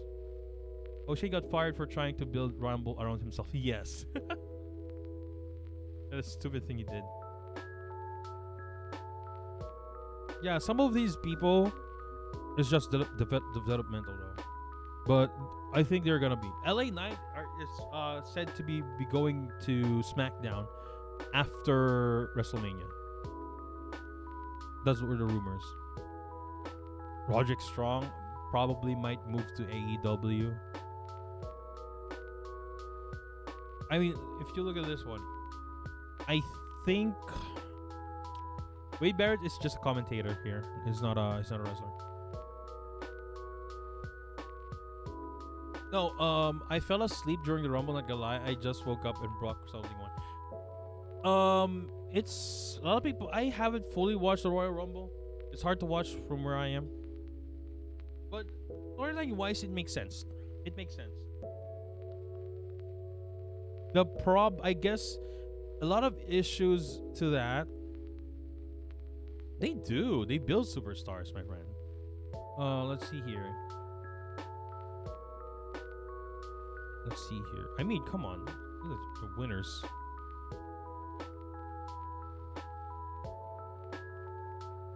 I mean, they already built AJ Styles. He's notable. Alexa Bliss. I am hoping the therapy thing with Alexa Bliss will convert him back to her previous character, because her character right now doesn't make sense without Bray Wyatt. That's why she's not doing pretty well. Dawkins, the Street Profits are fun to watch. Austin Theory has a very weird storyline, not gonna lie, but that is still very entertaining. Apollo Crews, at least he got a title. He got revamped when he changed his character. To be honest, I like his character change, because before he was like, I smile, I'm good, I smile, I'm very good. Again, being good doesn't necessarily mean people would like you. Sometimes you need character. Apollo Crews doesn't have that before. Yeah. AJ Styles already is a superstar. Yeah, but he got pushed though. He got pushed. Imagine if he wasn't pushed with WWE. He wasn't became a champion. He was, that would be very different. That's why he still got pushed. Bobby Lashley was pushed heavily. I mean, Chad Gable is one of those. Chad Gable is also have an issue. Same with Apollo Crews, a very good wrestler, but doesn't have a character. The Alpha Academy really helped a lot for his case. As much as people doesn't like the Alpha Academy, it helped him a lot develop a character. Cedric Alexander, though, when he was in the Hurt Business, he was good. There was a moment when he was about to turn against them, but didn't happen. He needs more exposure to character. Damon Priest, he's awesome. Dolph Ziggler, I think he's just there just to push other people. Dominic Mysterio actually has a lot of push done to him.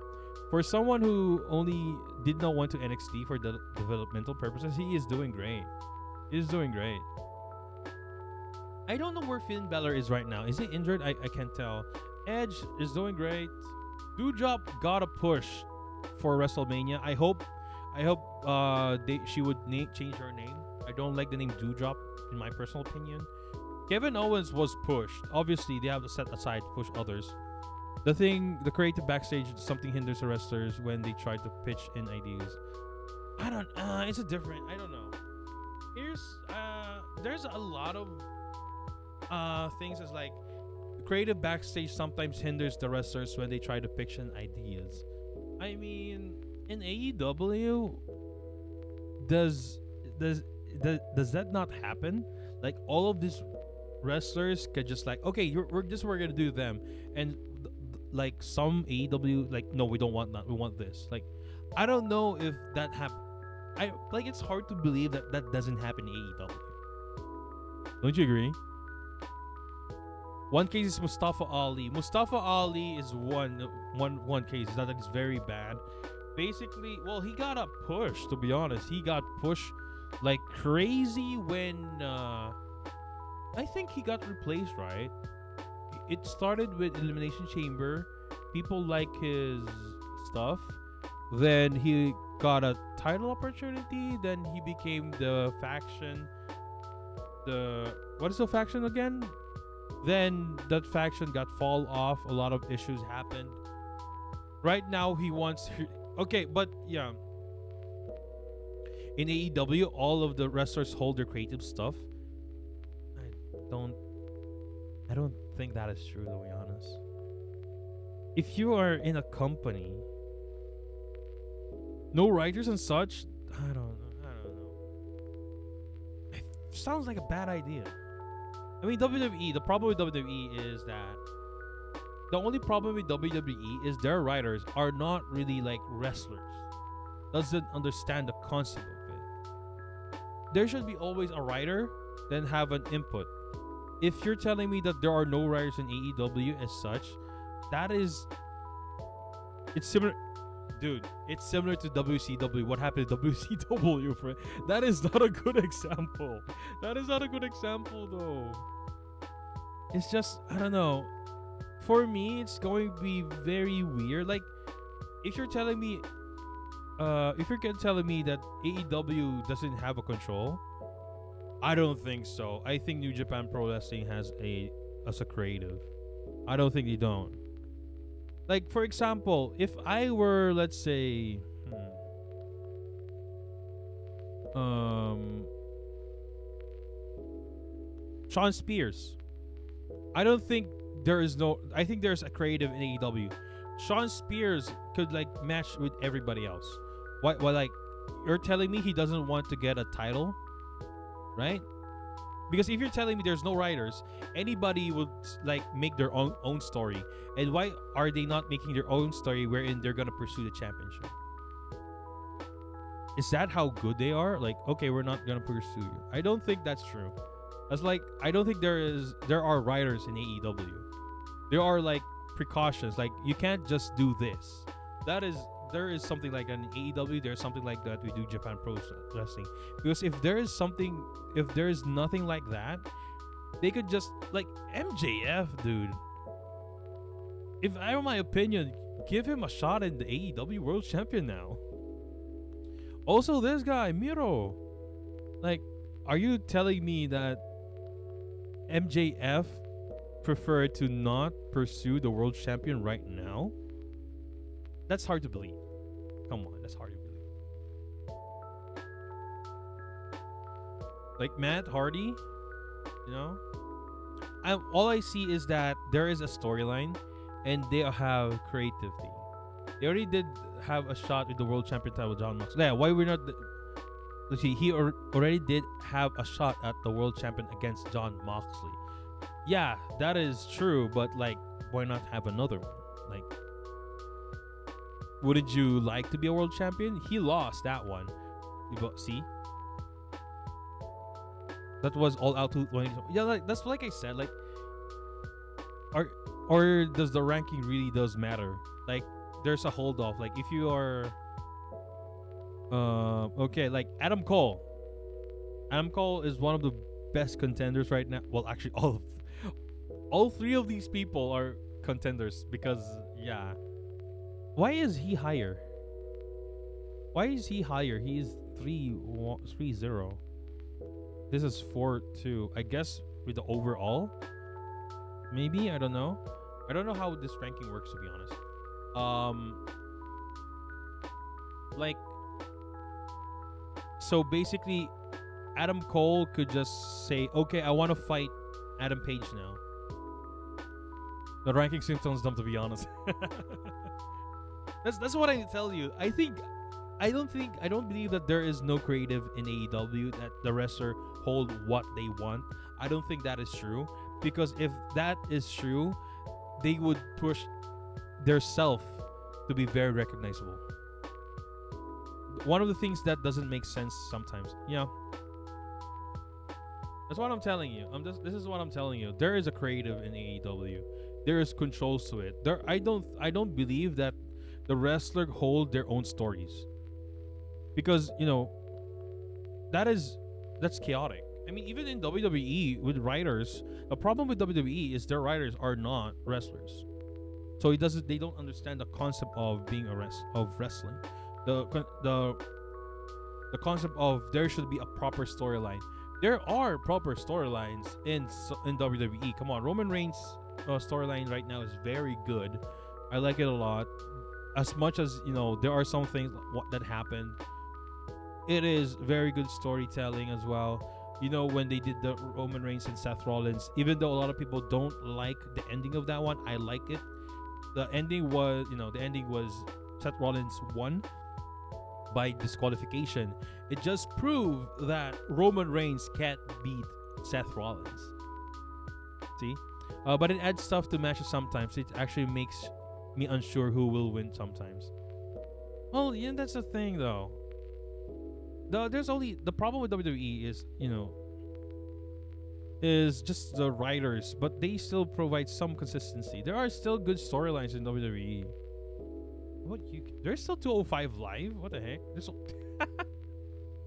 like two of them, and both of them are announcers. The UK is shorter. There's only less. Oh, there's a lot. What the heck? There's a lot of them. Oh man, I like this guy. Oh, Tyler Bates looks awesome with a full set of hair. I like him. This Mustache Mountain, I like them a lot. He's awesome. I hope he goes to NXT. I hope these guys goes to NXT. I think I don't know. It feels what? Okay, I don't know that. I don't know. I guess separate them. Oh, Dragunov. I like his last name though. That's what I'm telling you. I think there is a restriction in AEW. 205 is dead. Cruiserweight title is the next. Yeah, but it's still weird that they still added it. There's still 205 Live. There's two of them. The 205 Live was a little bit, what do you call this? In my opinion, it was a good idea in face value. If you think about it, it was a good idea. But, you know, not. It was, it, in my opinion, it was eventually going to fail. In my opinion, it was meant to fail. Yeah. For me, I don't believe that they are not heels. What the heck? I don't believe that these people have full control of their stories. It's being restricted. Because if I were going AEW, it's like, you know what? I wanna be the TNT World Champion. Then I only gonna give it to someone who's very significant. I don't want to give it to random people. If you hold your own creative, somebody will say no, that's not a good thing. Here's an alternative. For sure, there's something like that. Oh, Brody Lee was the first one. Oh, the second one. Nice. How many times Cody Rhodes hold the TNT? 1, 2, 3. 3 times. I don't know. Creative it's still the same though. By creative mean their character and scripts. Well, that still is though. Control their I think they control the promos. Promos are still controlled. I guess if you're gonna unless you're gonna keep talking about WWE. That is also one problem with AEW. Stop talking about WWE. You don't need WWE. You are an own promotion. A lot of people like you a lot. You don't need to reference WWE sometimes. It doesn't. You're not edgy like that. Come on. They also have the trios record. Like, there's not even a triple title yet. Booking is fully controlled by Tony Khan. Why Tony Khan? He doesn't know wrestling. I thought it's controlled by like Cody Rhodes, the Jacksons. Tony Khan? I don't think Tony Khan is the one who controls the booking. I don't think so.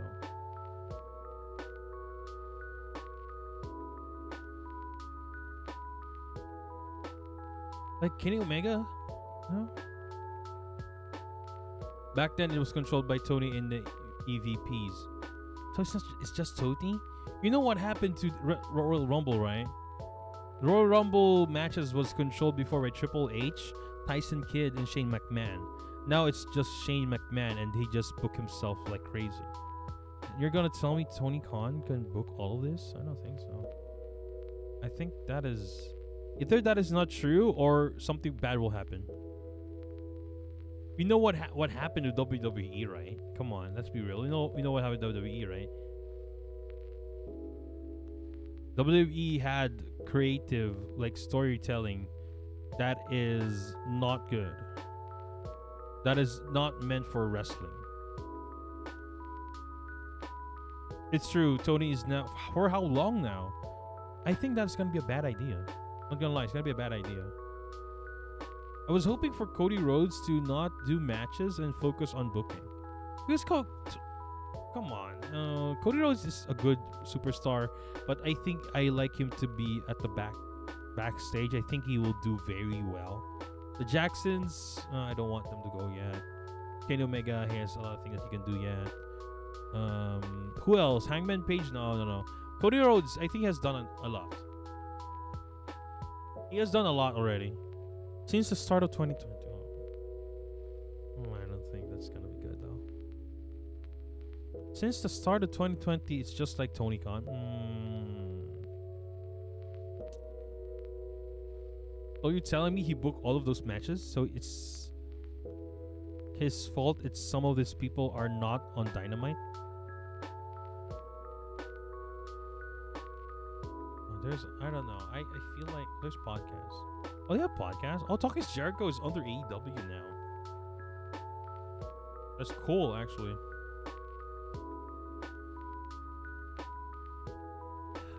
In my opinion, WWE did a lot of bad things for wrestlers in the past few years with all of the releases and a lot of questionable booking and creative ideas. But it doesn't make it seem that AEW will do better.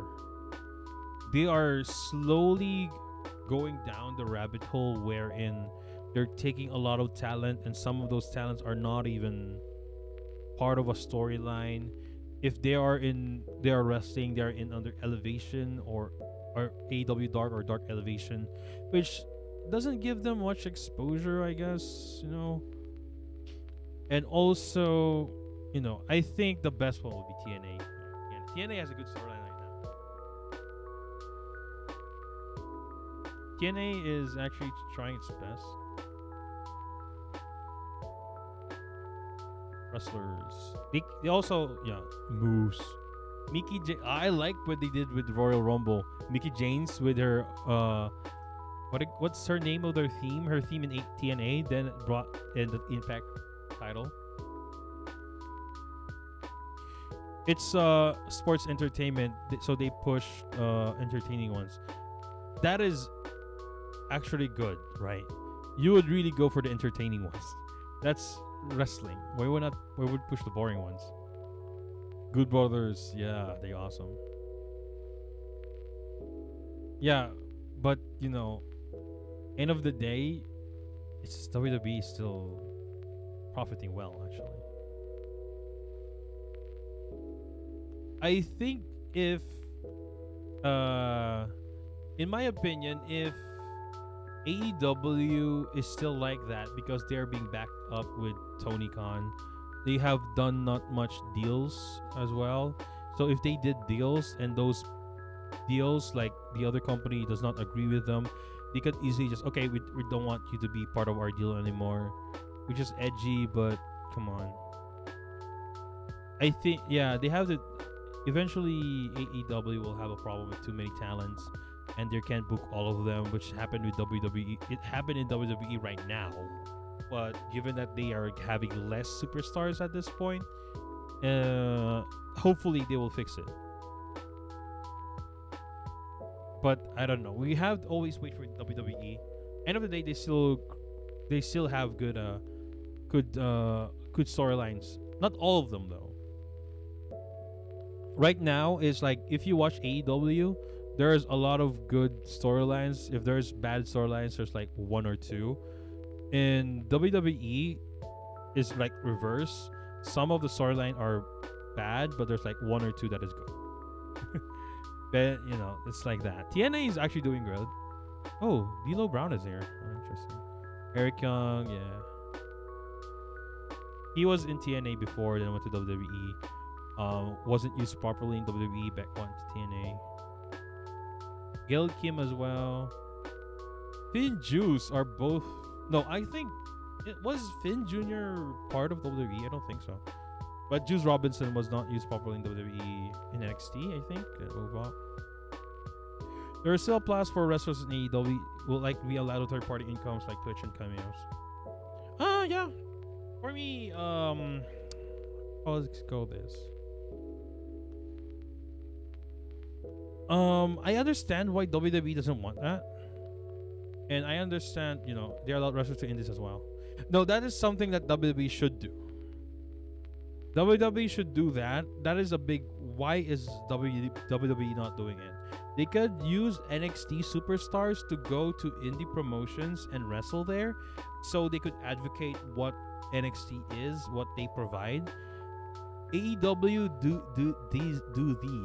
do those, which is a very good thing for their company. It's a very good thing for the company, because the word on how being treated in AEW is being spread out in the indie scene. So if those indie scene, okay, I want to go to AEW, or they're gonna be get scouted by AEW. That's a good thing. WWE should do the same thing. They should do the same thing. They did it before, but technically that promotion was under already of WWE.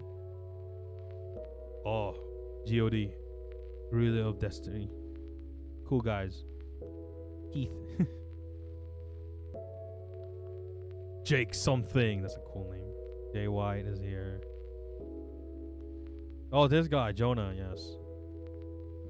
I didn't know. It's weird why he got released by WWE, to be honest. Caleb with a K. Okay, that's a weird name. Mark Cardona. This is Aiden English, right? This was Aiden English? Cool guy. Mm-hmm.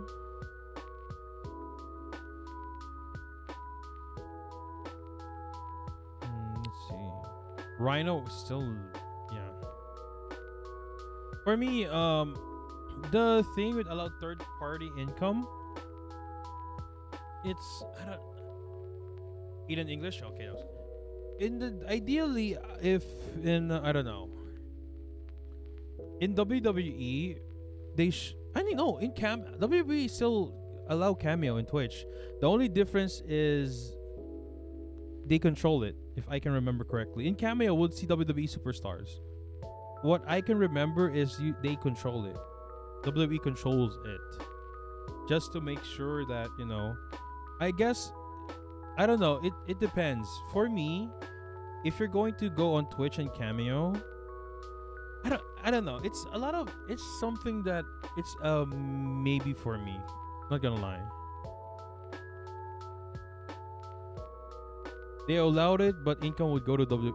Would it go, or they would have a cut? That is a different thing. It would be a cut, I think. Here's the thing with Twitch. I don't understand it, to be honest. Like, is their income not enough? I don't know. Is their income not enough? Not good. Not. I'm sorry. I don't know how much these superstars gain, but the fact that you need a third party income and your primary income allows you to bump buddies and stuff. They don't have any cuts. I don't think that is true. I don't think that is true. I think that is, unless though. Okay, there's another one. Unless that is a unless it is a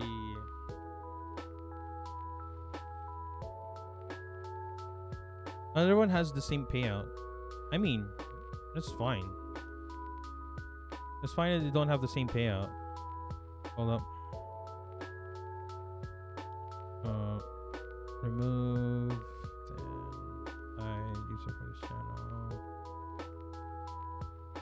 Oh my god, my freaking stream elements. I almost banned freaking Fat Master because it moved up. Good thing. Okay, don't worry. I could, change it back. Don't worry.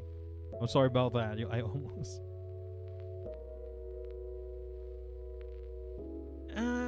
To be fair, I can't. Sometimes I don't take their statements.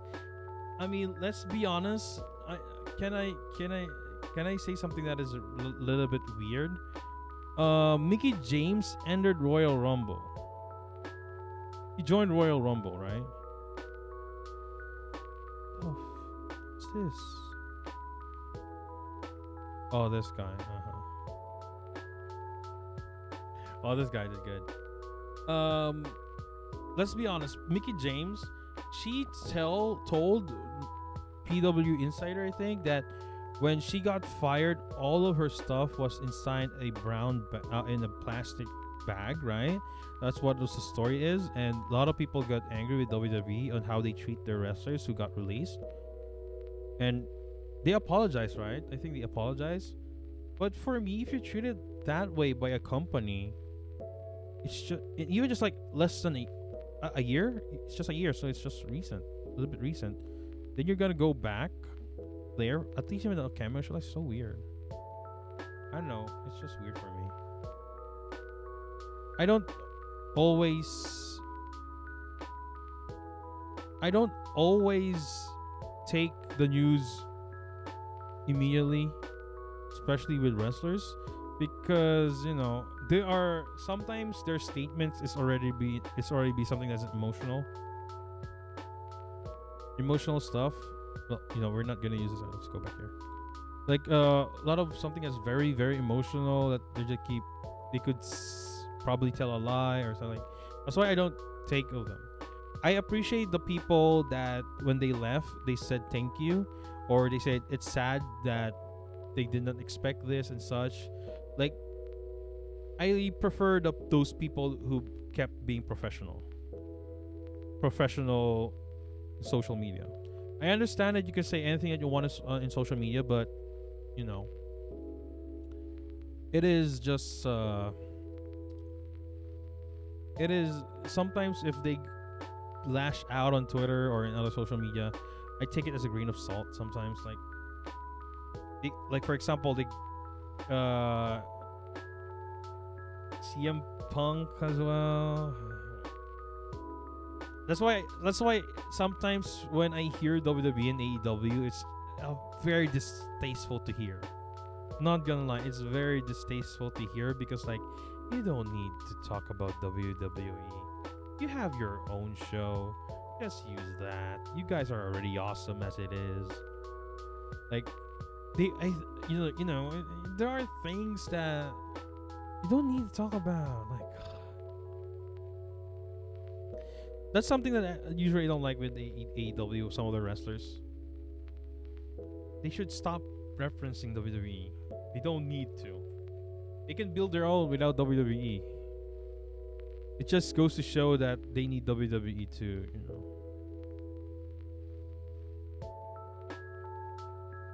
gain some headline and stuff. I don't know. Let's be honest. It is a little bit weird. Come on. Okay, I'm looking at what's happening with WWE right now. Oh, just on the website though. Oh yeah, Shinsuke Nakamura was injured. He has an hand injury. That's why he's not defending the title.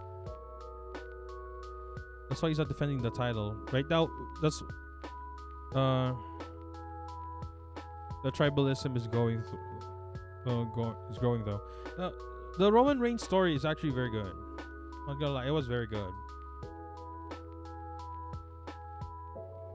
This is just weird. Drew McIntyre versus Matt Cosmos. That's just a weird one though. The Roman Reigns versus Bill Goldberg. You know what? I think the reason why they keep doing Goldberg stuff in the Saudi thing, because it was part of the contract of the Saudi thing. After the Roman Reigns versus Bill Goldberg, I think Goldberg has one more match in his contract, and so that's it. AEW versus WWE. Yeah, but when was the last time WWE referenced AEW?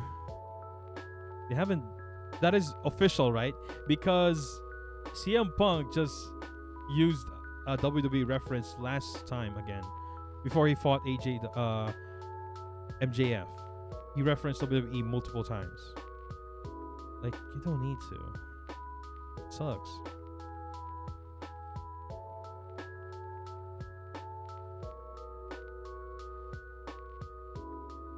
Oh, okay. It's Ronda Rousey versus Charlotte Flair. Okay. Interesting.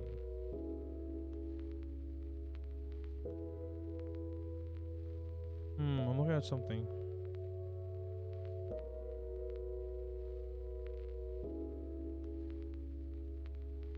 Yeah, come on. They need to. AEW is also, yeah, like you said, AEW needs to do something with the mid card. There's too many of them. By the looks of it, Sammy Guevara and Darby Allin will be feuding. Darby Allin again. For me, it's good because it adds more realism to the storyline. What realism? They just keep on dissing WWE. That's what they do. It's not cool anymore. Everybody diss WWE. That's what I'm saying.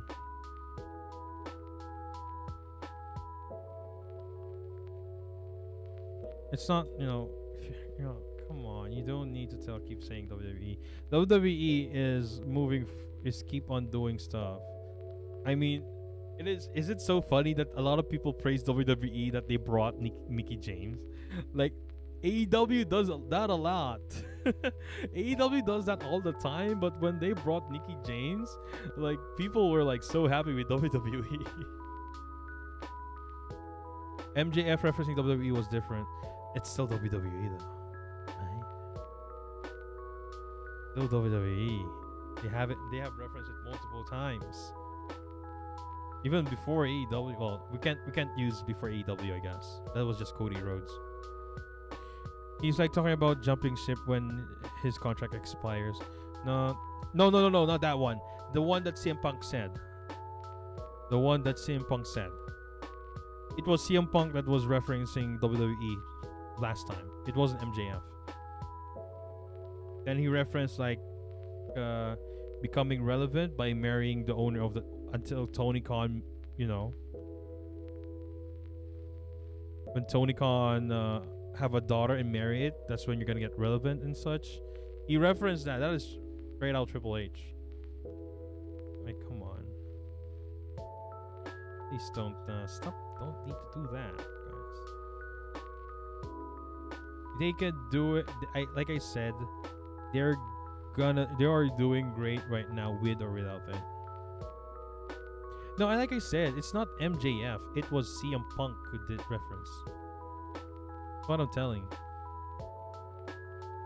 They don't need to reference every action of WWE because, they are doing well already without it. Let's be real. AEW is doing pretty well in terms of how story goes. I'm not sure how are they doing financially. Let's see about that. AEW financial report. How's their financial report, to be honest? How profitable is AEW? Let's see. Because let's see. This is dated June of 2021. Hollow Live Wrestling though. If I know how to do 3D editing, I could make like VTubers in WWE, then make them fight. Let's see. Is AEW profitable? Because WWE is skyrocket. This is June. This is what? Very confused. I don't think they would show their profit because AEW is not publicly traded. No, but they could still report it. They could still show it.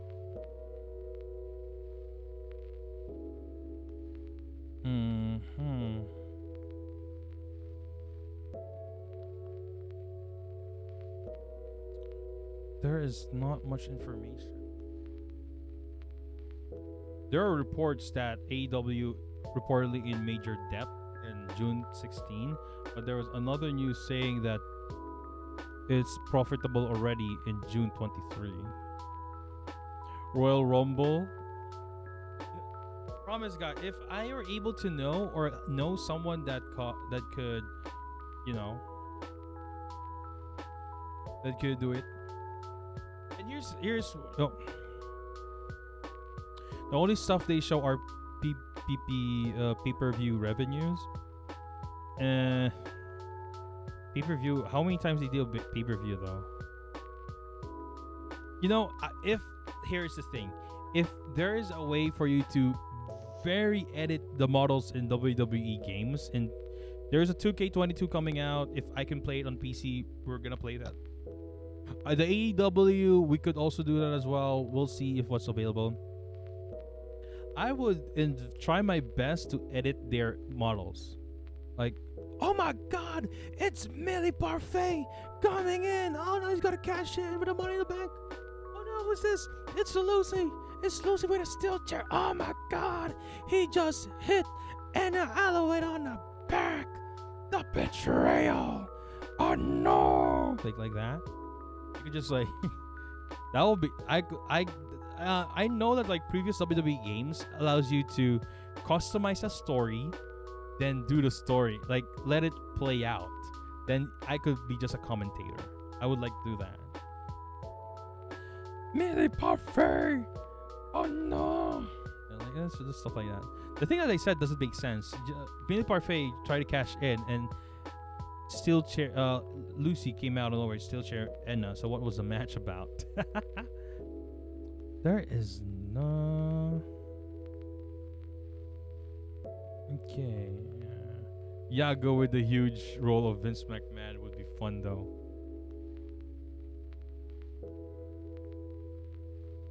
Oh, okay. So the report stating here that they have depth in terms of the game, the AEW game, which is weird. It hasn't been out. If 2K22 won't turn out to be buggy, I might buy it. We'll see.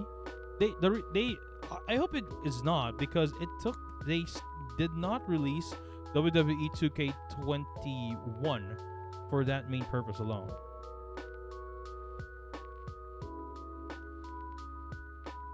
Still haven't forgotten 2K20. Yeah, that's fine. That's why they gave this specific game 2 years. They gave this game 2 years, so hopefully there is not bugs. AEW also announced the game, but still a while, you know.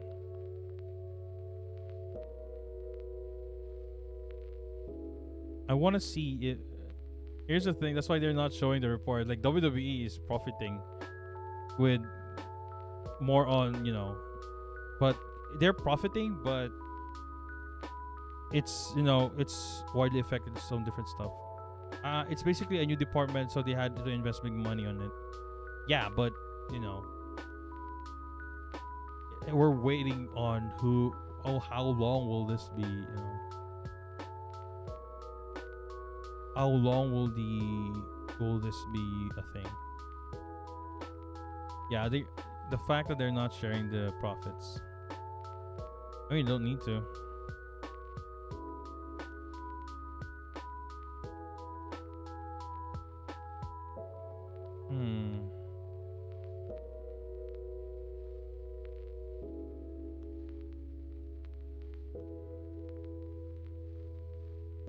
Oh, so basically, this is the one. How profitable is AEW? June 23, 2021.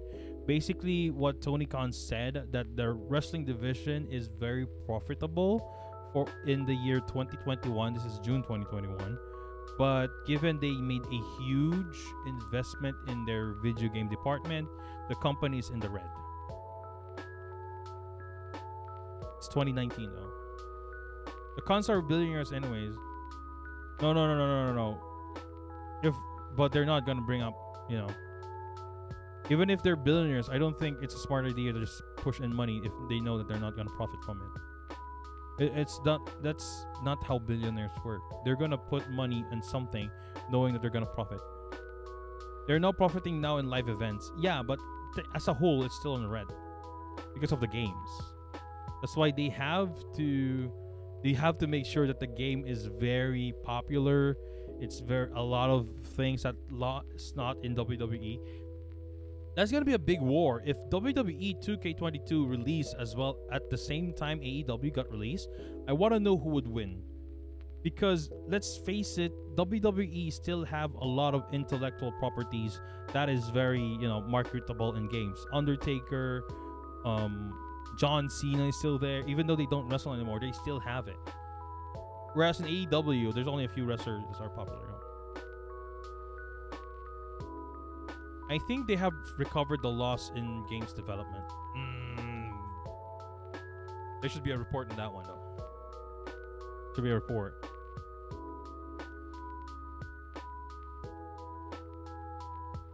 Because it generated 64 million revenue in 2020. AEW. Is that big? A wrestling company? I guess it's big considering 2020, there's a lot of restrictions. I think that is big for that time.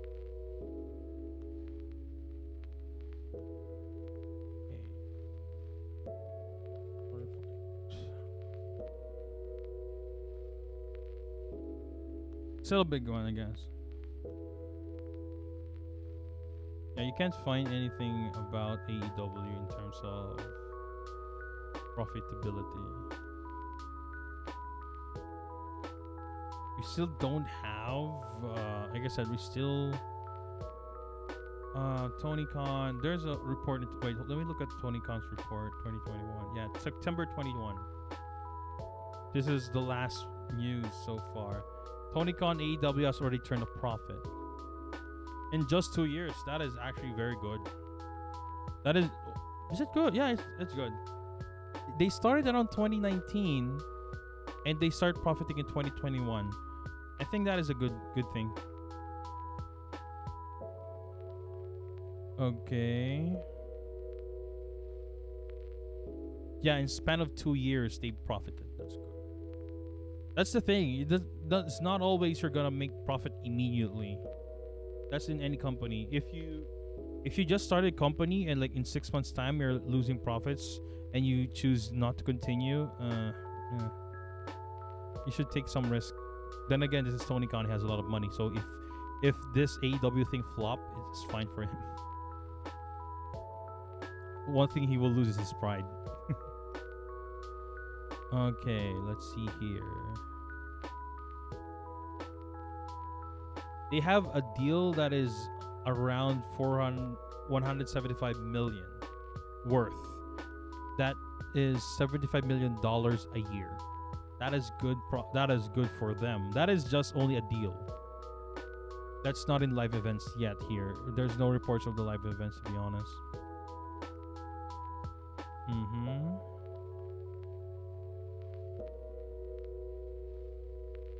I wonder, yeah. I wonder if Tony Khan will allow WWE superstars to enter AEW.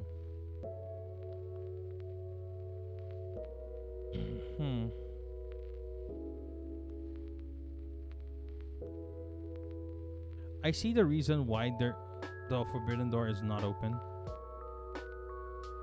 At times, I could see the reasoning why. It will be, let's put it this way. If I am let's just say the salary of WWE, TNA, and AEW are different. I could go to say that WWE is more lucrative. Next would be AEW. Next would be TNA. So if you allow the crossover is impossible at this time. Yeah, if they stop referencing WWE. I don't think they should. I think that's the reason why. This is a bad take, but I think the reason why they allowed Mickie James to be in TNA, to be part of Royal Rumble, is because they doesn't see them as a competition. Like, okay, and it will benefit them more than TNA benefit WWE. The fact that a lot of people praise WWE for that Forbidden Door thing in Royal Rumble, it means that it was a big benefit for WWE rather than in TNA. That's why I think if they're going to do that, Royal Rumble is the only one. It's the best one. Wherein you don't really need to push them. They can be in the top 3, but there's no way for them on winning. That's the beauty of Royal Rumble. If you're gonna go, if you're gonna go for a, if you're gonna go for the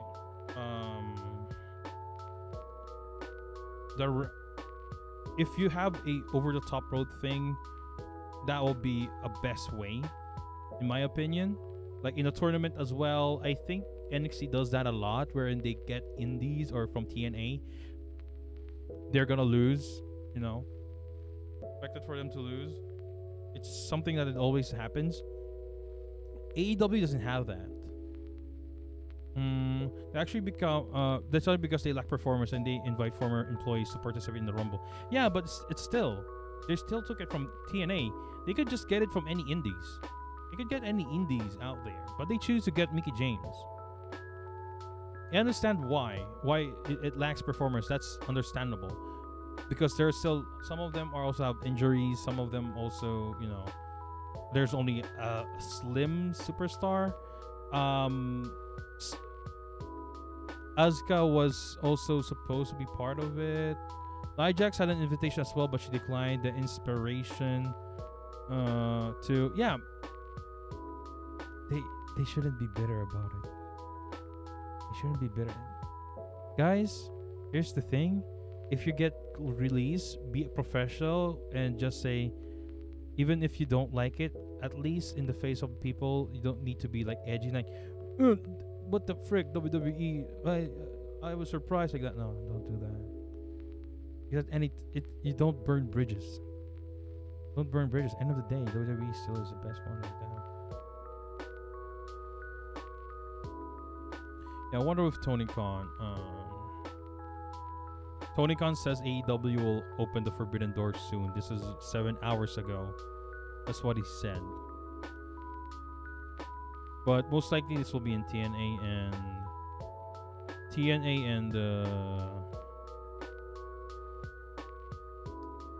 what I guess TNA and just only TNA. New Japan Pro Wrestling, I think, and not WWE. There's no way. I don't think WWE would like it for AEW to do it, in my opinion. Again, the reason in my opinion, opening the Forbidden Door is not beneficial to your roster. Like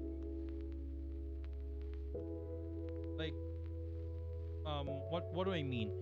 Let's say I'll go to this example. Let's say WWE, AEW, and TNA. Let's say the most lucrative contract is WWE, and AEW second, TNA is the third. In reality, AEW might be better. We don't know. We can't say because it's not disclosed. A lot of people are saying AEW is better. A lot of saying is still WWE. But let's put it this way. Let's just assume one is better than the other first. Let's give it to WWE.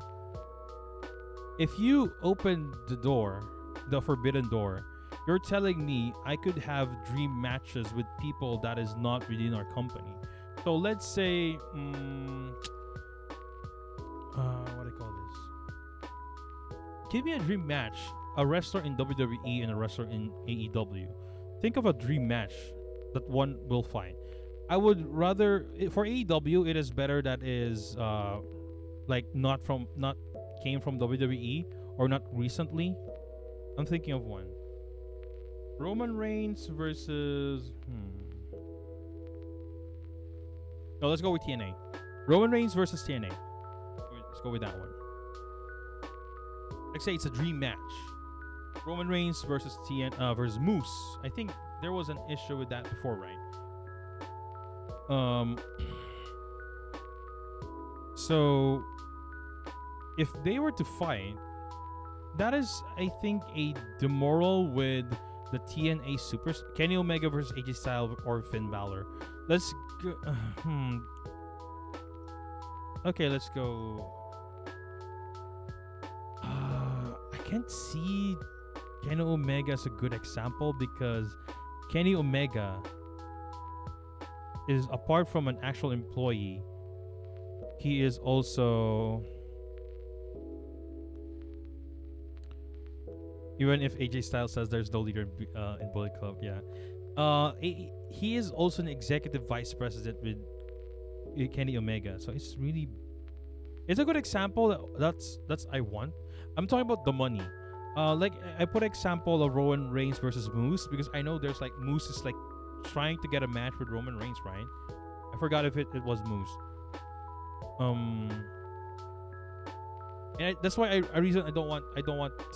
want to make sure that it's from a wrestler that is not in WWE, because usually from majority of people who left WWE have a bitter taste in WWE. So I would like to put an example that wherein they weren't in a WWE before. Like if there is a chance of Roman Reigns versus Moose from TNA, regardless on where it will happen, let's say maybe on WWE, maybe on TNA. Let's say WWE. No. It should be TNA. It will be a demoral.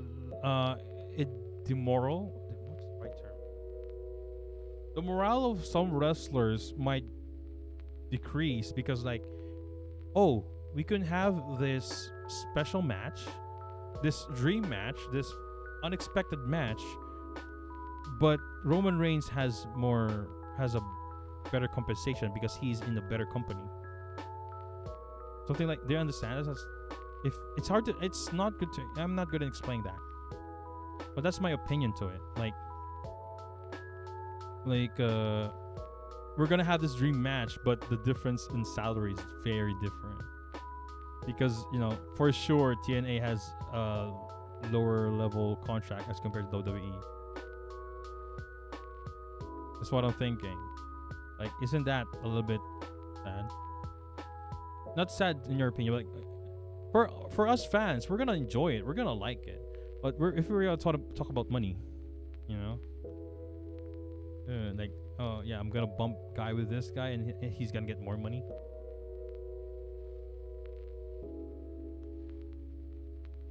Moose versus Reigns is good, but it's just to be one. It should be a one-off thing. Reigns would obviously win because Reigns is the draw. Moose isn't that much of a draw. Yeah. Obviously, if WWE gonna open, like I said, I don't think WWE is willing to open the forbidden door in like one-on-one matches wherein there is a decisive winner and a decisive loser. That's the beauty of having a Royal Rumble. Even the over the top Battle Royal is not enough because it doesn't have much draw. Everybody's already inside the ring. So even if you got somebody from AEW or for TNA for the over the top road, it does not good. It doesn't That's why the Royal Rumble is just good. It's good for that one. Or the elimination chamber as well. They could do that. They can make him lose in an elimination chamber. They can also do a ladder match, Money in the Bank. That will be very funny. But like in AEW, TNA, I'm not sure if you should, if you're gonna do draw stuff, it should be something that is multiple people. There is the what do you call this, Casino Battle Royale in AEW. To be honest, I don't like the concept of it. What is it like? Casino Battle Royale AEW. There has been 2, right? There has been 3. Okay, there has been 3 Casino Battle Royale.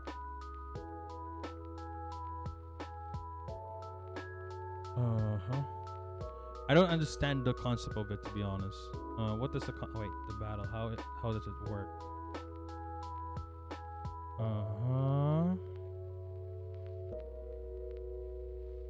How is it?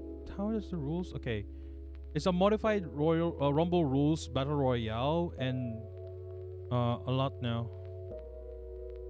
What? 21 entrant. It begins with the group of 5 wrestlers, and every 3 minutes another group of 5 wrestlers enters, while the 21st and final entrant enters alone. Hello, Brad. Hello, how are you? That Ethta. Rib. Hello. Yeah, this is how it goes, right? Like 5 wrestlers first, then it's over the top rope, then every 3 minutes another set of wrestlers will enter. Only the 21st will be a surprise. It's the final entry that enters alone. Like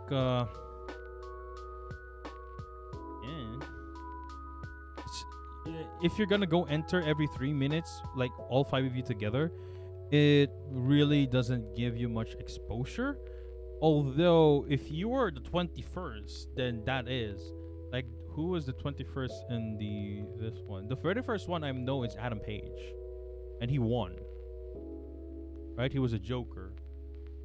In All Out, which is the second battle royale, the winner was Lance Archer. The Joker was Matt Sydal. Like Matt Sydal is a very good entrance. The next Double or Nothing, the winner was Jungle Boy. The Joker was Leo Rush. Okay. Come on. Gonna use Leo Rush? Oh, come on. Like, come on. It is, I don't know. It still has a good appeal in the Royal Rumble. Royal Rumble and Elimination Chamber are one of the 2 matches where I would say Money in the Bank. Money in the Bank, Elimination Chamber, and Royal Rumble are one of the three matches in WWE wherein they could allow anyone from AEW or from Indies or TNA to join. That's one of it. I don't prefer Elimination Chamber because come on, it's inside a chamber so you can't see anything. So Royal Rumble or Money in the Bank. That would be good. I mean, they did that. No, the ladder matches as well. Multi man ladder matches can do that as well. Yeah, I think that was the best one to just enter somebody. The Casino Battle Royale was a stretch for me. Yeah, I think they're trying to have a Royal Rumble thing. They're trying to do like a Royal Rumble thing without using, because the Royal Rumble is very good, and unfortunately it's owned by WWE. So they're trying a different means to enter it. Right? They could do something that they could just modify a little bit. Keep people entering one by one. Like, well, technically, if it's a booking thing, they can't do it random. Because one thing that they could do is just like all of the competitors at a specific number in a specific, specific card from the Battle Royale. Like, okay, you are 5 hearts and stuff, and it will be draw out of the blue. The one-on-one thing, I don't think WWE would go for the one-off thing, unless it's a Survivor Series thing, a triple threat match, wherein they're gonna invite from what does the Honor Rumble do? Honor Rumble.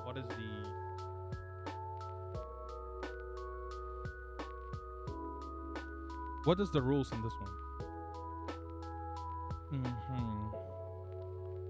Battle Royale, okay. This differs from the standard version of the match. Uh-huh.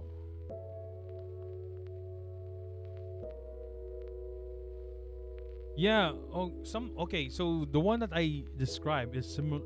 It's like the Honor Royale, I guess. Yeah. It is,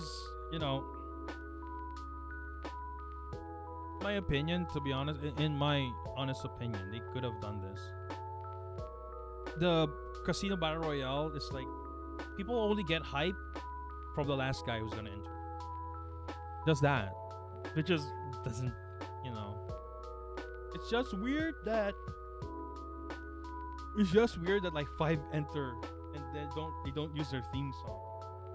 Only the last guy, like who the hell is this guy that is special? Rumble, yeah, but there is like a lottery. Oh no, right before the event. So it really is like a Royal Rumble. I would rather have a something that is live, because WWE is predetermined. Like number 1, you're gonna go number 1. You're number 2, number 3, and there's a surprise, right? That's a surprise of it. Like, it would be good if, like in Casino Battle Royale, they hold a card. Like, I am the 5 hearts, and there is an actual draw. They're gonna draw the next card, and they'll know who will appear. Instead of numbers, they're gonna use symbols, I guess. And like, you have. Okay, here's one thing. Casino Battle Royale. They're gonna still keep the Joker hidden. But you're gonna give, let them compete for the card, right? Like that's what I'm thinking. What WWE does is you're from a number, right? You're from a numbers 1 to 30, and you already have a number in the back, right? What AEW can do if there's only 21 participants? The Joker, okay, all of them has a card. So like spades 1, spade 2, spade 3, 4, they got heart, like, and the entrance is already predetermined. Like, okay, the first will enter is the 1 star heart 1. Next will be this one. Let's go this one. Let's go this one, right? Like, you would know who will be entering. they're gonna have like all of these spades will be special guests. So we're not gonna tell who they are. But for those who are in AEW, we're gonna give you a card. And whoever holds the card before the title, my idea would some holding a number and someone would be spinning a roulette to pick the entrant, but that would be not good for. Yeah. Now what I'm thinking is, okay, there are 5 symbols in a card: the Joker, the Spade, the Heart, the Diamond, and the Club. And apart from the Joker will only have one spot. The other symbols will have 5. Let's say the Club. Okay, the Club symbol, we're gonna give those opportunity for people outside of AEW, or not from AEW. So there are only 15 available for AEW superstars, and they could do, okay, these two will compete for a specific card. There are people that will immediately be given the card, right? Okay, you deserve this. Maybe, okay, all former champions will have immediately a card, random cards. So you have before you have a month to protect your cards. Whoever holds the card before the event will get the spot, right? So basically, think about it as a 24/7 thing, like a 24/7 thing, but only a piece of card. They're gonna then, by the start of the event, they're gonna list. Here is we don't know who owns the card. We will know some of them because there will be like matches. Okay, wrestler A, wrestling B for the one specific card. There will be another scenario wherein there's one guy that keeps on taking people's card, so he has 3 opportunities to enter to the battle royale. Those things can happen. It's better than just like all 5 wrestlers just dump all 5 wrestlers every 3 minutes. I think that would be a good idea. You can control the booking in that one. Like, somebody stole my card, and it's later found out he was holding this card. It can be not stealing. Like, you can only get the card through a match, or if you want to bet. I don't think they're not gonna allow gambling though. They can also they could categorize as well. Like, okay, the club, like all those who will get the thing, right? I think it will work. Like, have a make the symbols special, because right now, okay, the clubs will enter, the diamonds will enter, the hearts will enter, the spades will enter, but what does that mean? It doesn't mean anything, right? WWE, the numbers in WWE ideally doesn't really matter, but they made it matter because every time that there's a WWE, a Royal Rumble, they give stats to the numbers. Like 27 is a very important number. In number 1, only a few wrestlers have won with the number 1 and number 2. Like, they made it important. That's why I like the Royal Rumble a lot, except the last one. Last one is a little bit meh. It's not. It's a level of meh. Like, it's not that good. I still prefer the 2020 and the 2021 version. But sort of sounds like something would. No, I mean, they could make it a little bit complicated. I understand like I said, the Joker, they're gonna keep it as a secret. The Joker will be ensured to be the last guy. We're gonna keep it as a secret, or they can still fight for it, I guess, because the Joker will ensure to be the last guy that will enter, which is a big advantage. The next is, okay, these clubs, we're gonna give this away to people who is outside of AEW. We might hold tournaments outside. We're not gonna say on who it. We could say on who it is or who it will not be. Then that leaves the spade, the heart, and the diamond. I could say, okay, the spade. You have to, in the heart and in the diamond, you have to defend those if somebody challenged you for that card for a slot in the battle royale, and in the spade thing, it's like, okay, in the spade thing, you have to hold your card until people can steal that from you, and we don't care whoever holds the card last. Whoever holds that card last, they will be the one. They don't need to defend it. So like the 24/7, it's like, yeah, it's not a 24/7 thing because it's like stealing a card. Like it's easy to steal a card, right? Somebody can still go to your house and steal it from you. They could just like fool you, you know. You can have all of those things. Make Royal Rumble doesn't need to do that because you know, Royal Rumble's already prestige. Not gonna lie. Even there is a lot of bad Royal Rumble, there's a bad Royal Rumble, good Royal Rumbles. It's Royal Rumble already has this prestige already. Like it will not get hurt because of what happened in this current Royal Rumble. I mean, there was a worse Royal Rumble when Roman Reigns won and The Rock entered and got booed, got booed like crazy. That still happened, but it did not destroy Royal Rumble. The Casino Battle Royale, when I watched the very first Casino Battle Royale, it's like, that's weird. Like I understand, it's weird because some of them I know, and they're just like walking with no theme songs at all. I think having an importance on the specific symbols that you have, rather than that you are in group spade, so you will go first or last and stuff like that. I think it's better to have an advantage to some. Like all of those who are in the heart department, they are former AEW champions. I could do that. That was something that could work. As for the rest, it's just weird. Not gonna lie, it's just weird. The Casino Battle Royale is not that appealing. It was only appealing if the Joker appears, and they have to make sure that the Joker is either a superstar that a wrestler who returned from an injury, or somebody that is a one-time thing. Like I think people will be happy. Like for example, Brock Lesnar will enter. No, they won't be happy because of that one though. Like, but if you put something that is like an unknown, like if you look at it this way, WWE was able to make it as such that a number 30 thing is not special at all. They made it as such. They made it like they could just put random number 30 people in the number 30 slot, and people will boo him out. But at the end of the day, it doesn't matter. What AEW did is they made it that the Joker is very special. So they have to make sure the one who is in the Joker slot should be very, very popular or very, very surprising. That's a bad thing for AEW. It will lack flexibility on their end.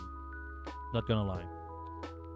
But yeah, not much to talk about. I talk about wrestling a lot. That's interesting. So we're gonna end the stream right here, guys.